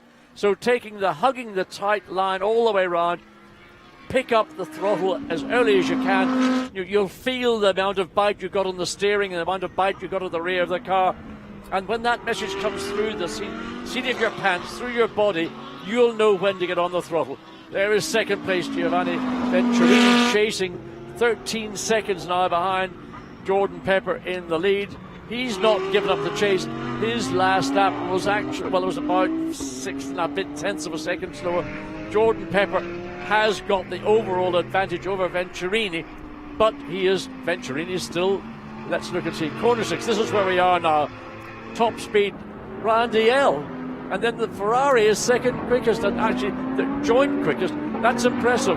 Why is that Ferrari so quick in the carousel, but not overall quick in the lap? But anyway, 78 miles an hour. You're accelerating all the way through to come onto the short chute up to turn 7. Especially impressive for the Ferrari, considering that was the car that was in pieces yesterday. A lot of credit must be given to AF Corsa for making those repairs. That's a corner where it's going to test the car, make sure everything's pointed straight. High speed, high commitment, long duration, and clearly they got those repairs made. And the car is running well for Conrad Grunwald, the only AM pairing in the field here this weekend. Good to see them bounce back from some misfortune earlier in the race. This is Ryan Dial. Talked about him earlier. Veteran sports car driver and experienced in all kinds of cars, open wheel cars, prototypes, GT cars, fast in all of them. He has been working with David Askew for some time as his co-driver, and they've got aspirations of a good result, not just here but all season long. Right now trying to track down Jan Halen for the lead in Pro-Am. Here's Dakota Dickerson. Mentioned him earlier, young guy with a lot of experience, but in open wheel cars, making that transition to sports cars. He was the F4 U.S. champion in 2018. He was an F3 champion here in the States in 2019. Went sports car racing primarily last year, and a graduate of the Driver Academy. You made that transition, John, from open wheel cars to sports cars. What was that like? Didn't pay as well for a start, but aside from that, you should never laugh at your own jokes. The transition was one, for me, was a form of tapering down from having had 10 years in Formula One. The cars were very quick cars in that day. They were Group C prototypes, 850 horsepower, 1,000 kilograms, a lot of downforce. Coming here in 86 in that IMSA program, again, a lot of horsepower, a lot of downforce. For me, it was a tapering off process. For drivers that are coming from single-seaters into GT3 racing, for example, out of a single-seater, probably the nearest car in the field to a single-seater with bodywork on is the Acura. It is such a fundamentally good chassis. You were talking about the Ferrari. That's the only AM car in the race, and Grunwald being joint quickest through the carousel. The Ferrari 488 chassis is also an absolute gem. It is such a good car. It's the most popular race car amongst the AMs around the world. There's a reason for it, because it is a car that enables those, maybe say, more senior drivers amongst the field to feel comfortable and not get frightened. Conrad Grunwald doing a great job running 8th overall in that car that has been heavily repaired, as we mentioned, over the course of the weekend. This battle rages on. A couple of teammates here, Colin Brown, Michael Cooper. Michael Cooper, it's been a while since we've seen him regularly in GT3 competition, but has won a GT3 championship in this series in Sprint X form a couple of years ago in a Mercedes. Takes a different line than his teammate there. Now, is that just driver preference, or is he trying to find some clean air for the downforce at the front of that car?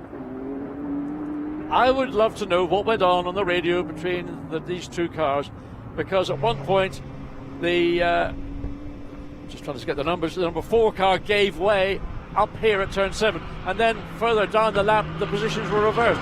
Now, to me, Cooper in the 19 car is clearly quicker than Brown is in the number 4 car. But there has been some, I suspect, kind of decision made that this is the way they want these cars to take the checkered flag. You can see how much quicker Brown is coming in the chicane. He's having to be patient. He's having to do, I would suggest, and I'm only trying to be fair in this, thinking that this is a team decision. It's not one that's being decided on the racetrack.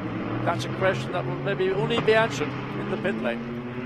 And only if they decide to answer us honestly. And no disrespect to the teams, but oftentimes they want to keep that strategy pretty close to the vest. The car up ahead of these two Mercedes is Drew Stavely in the Ian Lacey Racing Aston Martin, not on the same lap as these two. And Drew is very experienced. I suspect he will do his best not to interfere with this battle if there's any way to avoid it. But there are parts of this track you just can't hide. There is a single lane through a lot of these corners, and even if you are a little bit slower, a faster car is going to struggle to make that pass without a lot of help.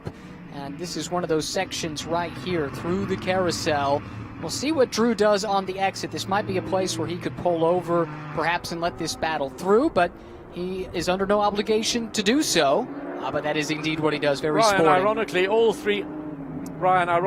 three cars, the two Mercedes obviously and the Aston Martin, run an AMG 4-litre turbocharged motor, so they've actually got the same level of power, same power delivery, same torque delivery, different chassis.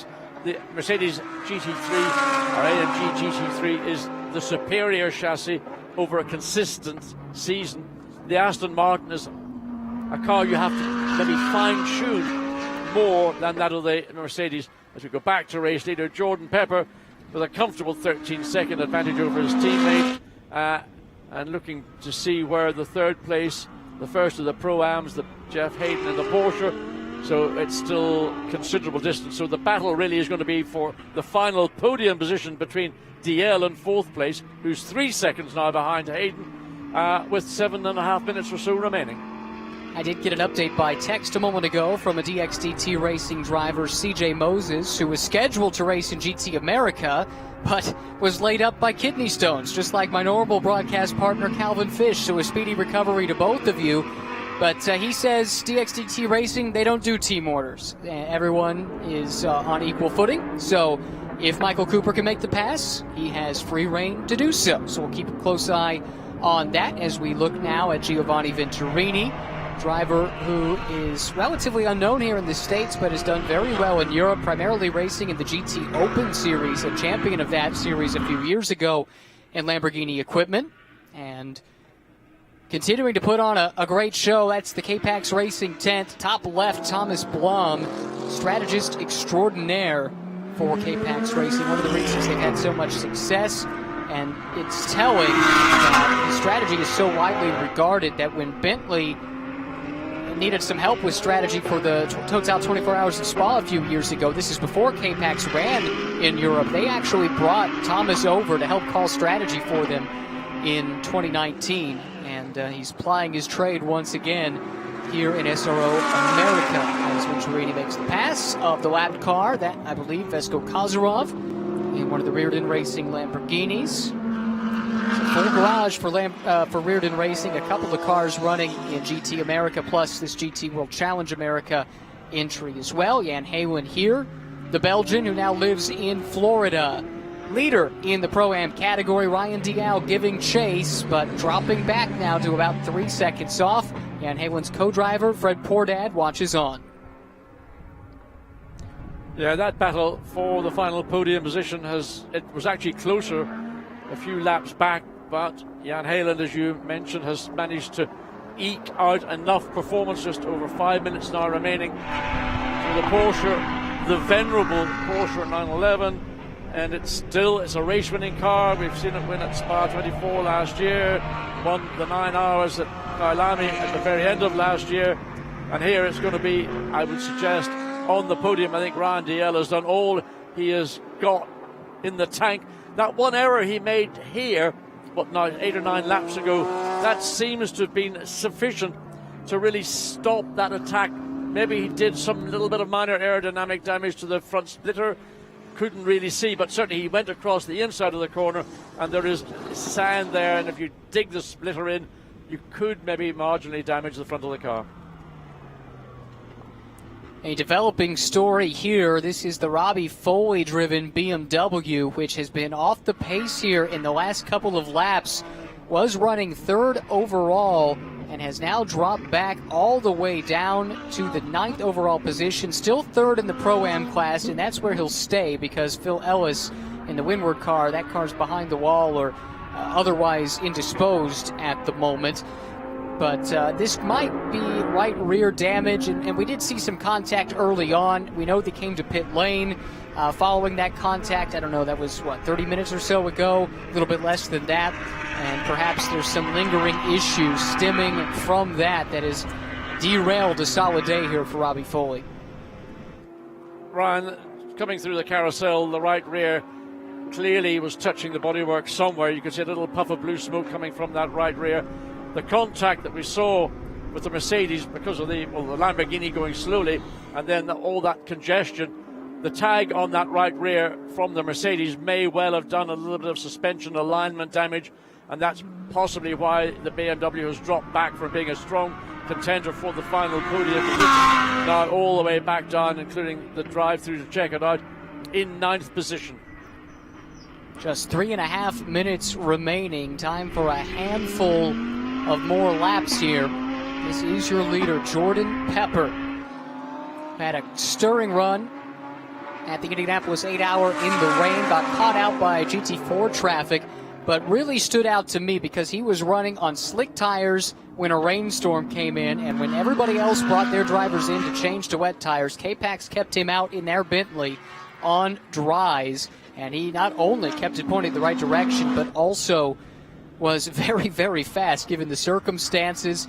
Seems to be a quick study. Jumping into the Lamborghini. This is his first race in a Lamborghini after several years in Bentleys. They are from the same Volkswagen Audi group, but there's not much else similar between the two platforms, and yet this driver, he knows how to get the speed out of the car. Well, they're two entirely different cars. The Bentley mid-engine front-engine car, the Lamborghini mid-engined rear-engine car, and they're almost as diametrically opposed as you could ever get between two race cars. But when you're a top professional driver, as Jordan Pepper is, you adapt very quickly. First of all, you adapt to the new driving seat, the new team you're in. Likewise, he's familiar with Sonoma Raceway, but Andrea Caldarelli coming here for the first time, I would say, Andrea, if you didn't learn this racetrack in 5 or 6 flying laps, I would have been very surprised. Top professional drivers learn to adapt and adjust and pick up very quickly indeed. There you see the Turner BMW off the pace, able to move to the inside, just trying to make it to the finish.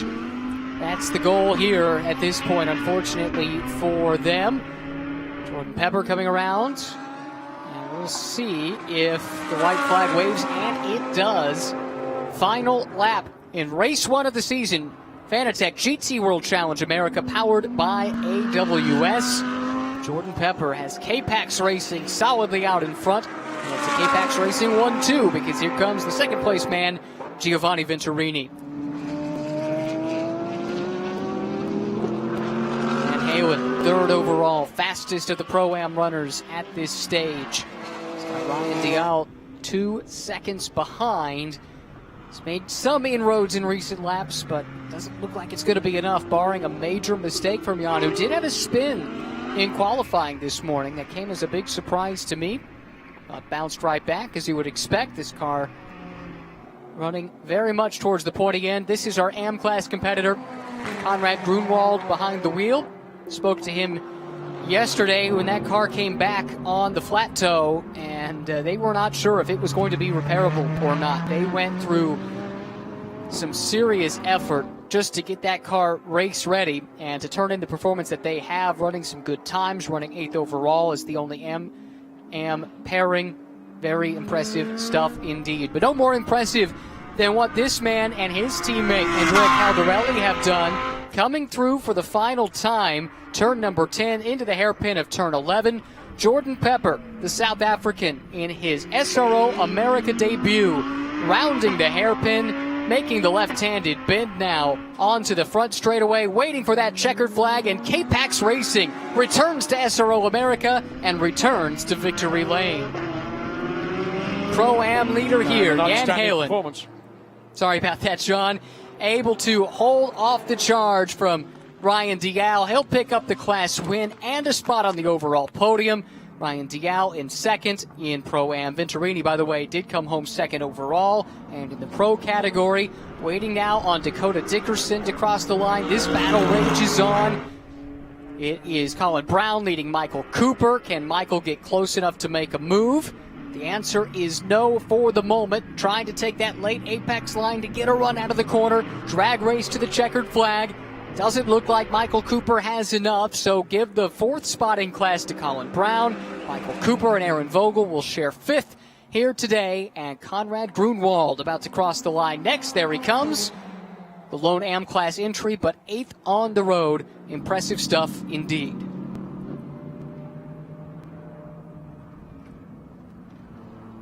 Now, your impressions, John. Great to have you on the broadcast here. Your first SRO America race weekend. Great to have the pro class back. K-Pax Racing and Lamborghini, I think they made a statement for the rest of the series to take notice of. They have come with a mission. I think the word I would use is awesome. That was an awesome performance by the K-Pax team. 2 brand new cars, to come to the first event early-ish in the year, different conditions to normally expect. Coming here would be maybe more in the middle of the summer. Outstanding performance by all 4 drivers. To me, no big surprise that the number 3 car is the one that takes the checkered flag, because the experience of Andrea Caldarelli, along with his speed and that of Jordan Pepper, was clearly going to be the team and car to beat.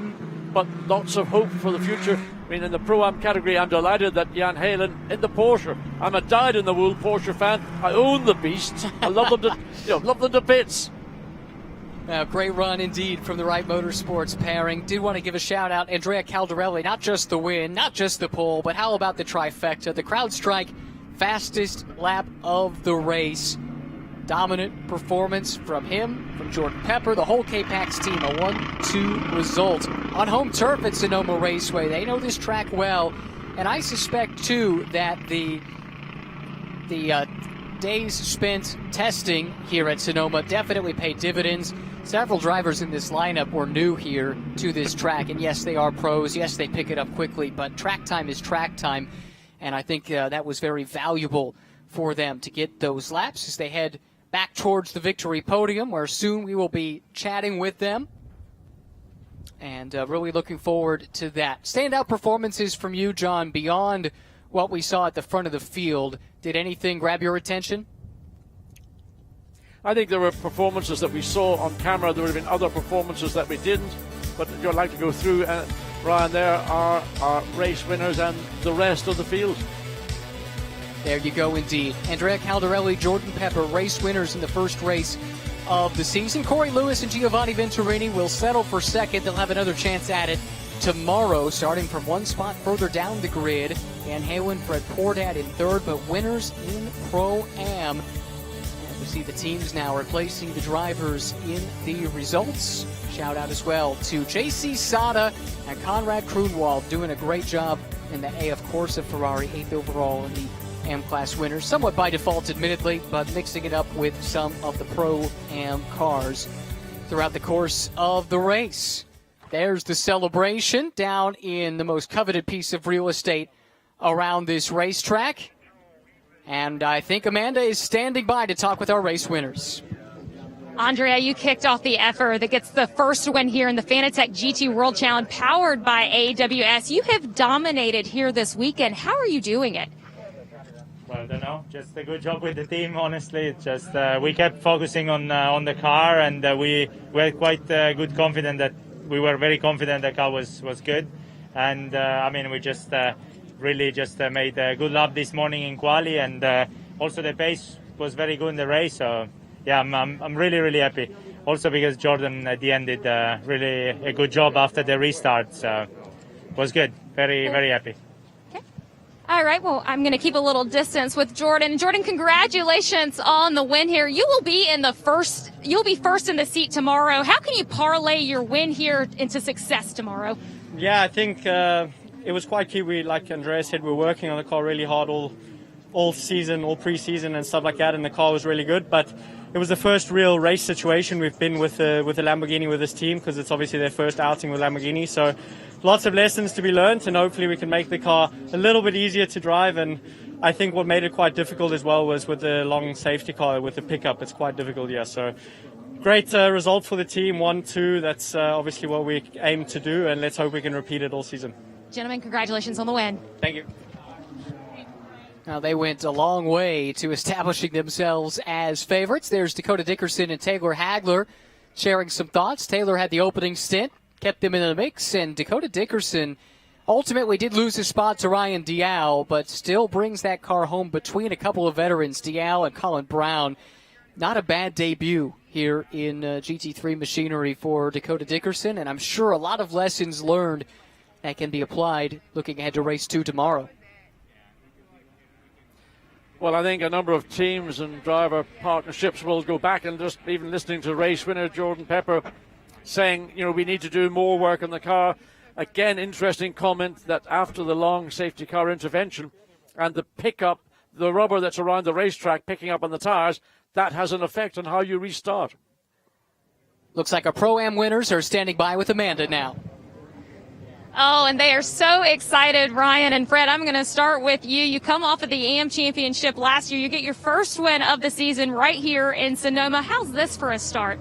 Well, I couldn't think of a better way to start, actually. It was we didn't know what to expect going in. We know the competition's really stiff, but we had our opportunities and a little bit of misfortune for a couple other teams, and we capitalized, and I'm very happy with where we are. It's going to be tough to stay up here, so we have our work cut out for us for the rest of the season, but looking forward to it. Jan Compass Racing did have those difficulties. How did you capitalize on their miscue? Well, I think that's exactly it. We're here to win a championship, or to try and win a championship, and today was a good start. Full points, and maybe weren't the quickest car out there, but we sure did. Everybody just did their job, and we got the points, so great job for the team. Congratulations. Thank you. Thank you. That's a pairing to keep an eye on, and again, a very experienced Porsche team, Wright Motorsports. They've been running these 911s, whether it's Cup cars or GT3 cars, for a very long time. These two have worked together for quite a while. Definitely a pairing that will need to be reckoned with over the course of this season. Interesting, though, that a single-car team is able to come to the fore. There's several multi-car teams racing in this series, but they were able to take advantage. Let's look at our GT World Challenge America points manufacturers standings. And keep in mind, this is not just GT World Challenge America, but also the Fanatec GT World Challenge powered by AWS Global Championship. No Audi on site, but you can see Porsche scored big here today. Lamborghini did as well. Mercedes-AMG, BMW, and Ferrari rounding out the top 5. This will continue throughout the course of 2021, not just here in the States, but also in championships in Europe, Australia, and Asia. Back down to the pits in Victory Lane, I should say, and Amanda. Well, Conrad, you bring the Ferrari underneath the checkered flag. It's amazing that you guys made it back to the track. How proud of you are you of your team? The team did an amazing job. They were here almost 3 o'clock last night putting the car back together. It was a big fix. car was perfect today. AF Courses obviously has a lot of experience setting these cars up. So we, showed up for qualifying and it was perfect. And it's a good race. My teammate Jean-Claude, who's almost here, he did an amazing job of bringing the car back in one piece and staying out of trouble. And here we are. Couldn't be happier. Congratulations. Thanks a lot.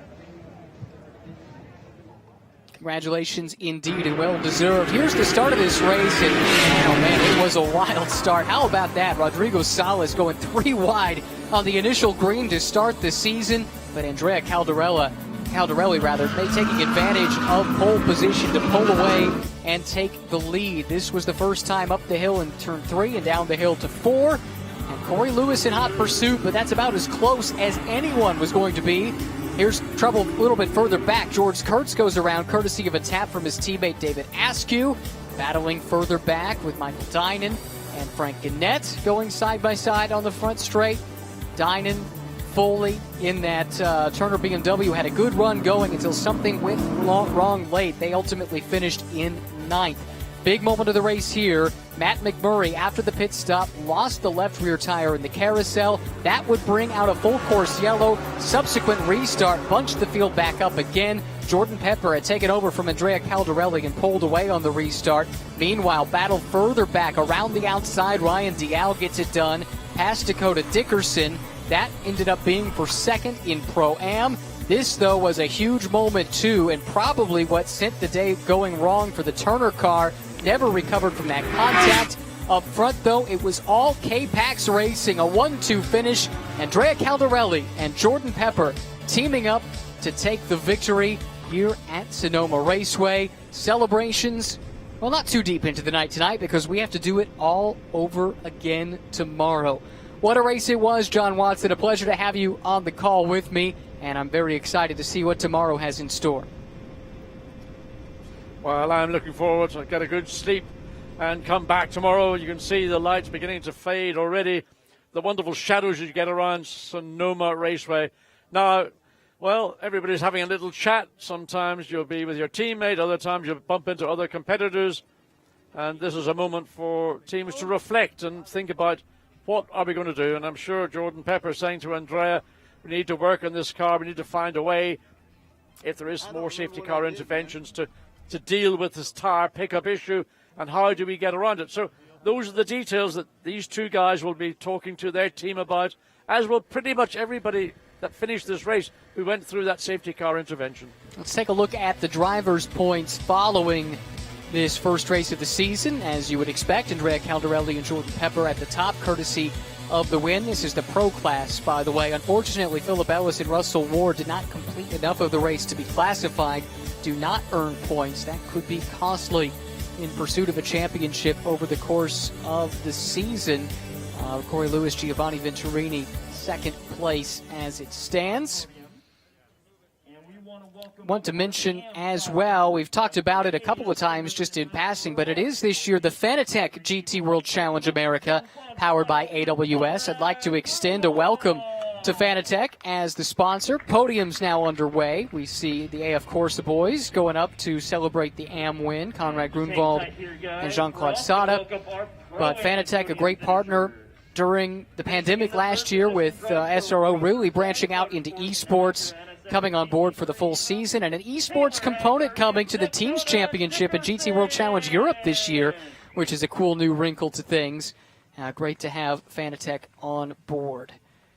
Here we go with the rest of the podium now. This is Dakota Dickerson, Taylor Hagler, the Racer's Edge car.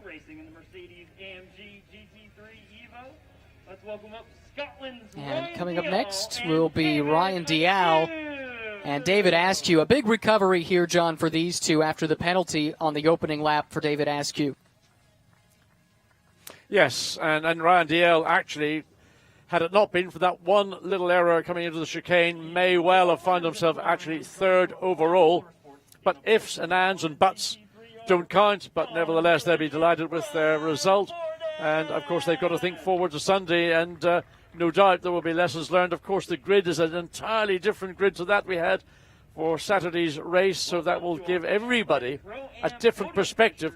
And assuming we've got another gorgeous day as we have today, well, who's going to predict who will maybe not necessarily win but well, certainly all the other positions in the field will be up for grabs. Well, to your point about a different grid for tomorrow's race, as we look at the Pro-Am podium there, Jan Halen, Fred Pordad, standing on the top step here today. It is the same K-Pax Racing Lamborghini that will roll off from pole, but Jordan Pepper will start it. But Colin Brown will have the DXDT Racing Mercedes, the 04 car he shares with George Kurtz. Did not have a good run today, but a really good chance to bounce back coming up tomorrow. They will start second overall and on the Pro-Am pole, splitting the two K-Pax Lamborghinis. It will be Giovanni Venturini starting third tomorrow, where the Wright Motorsports duo, the winners in Pro-Am here today, they start fourth overall, second in class, with Jan Halen getting the opening stint for tomorrow's race. Then you have the other DXDT car, Ryan Dial. Dakota Dickerson will start sixth for Racer's Edge. So it's all mixed up tomorrow. No way that we can look at today's race and say definitively this is how it's going to play out in race number 2. And who knows, another safety car intervention at a strange time, and we could really have quite a race on our hands. Well, I think what was interesting as we look, well, you want to go through those points there as well, Ryan, because that's the drivers, the Pro-Am Championship. Yeah, Pro-Am class leaders. After this, of course, your race winners, Fred Pordad and Jan Halen, David Askew, Ryan Dial, Dakota Dickerson, and Taylor Hagler, Colin Brown, George Kurtz, Aaron Vogel, Michael Cooper. That's your top 5 in the Pro-Am standings. Well, that was a fun opening race to start the Fanatec GT World Challenge America powered by AWS season, and we'll do it all over again tomorrow.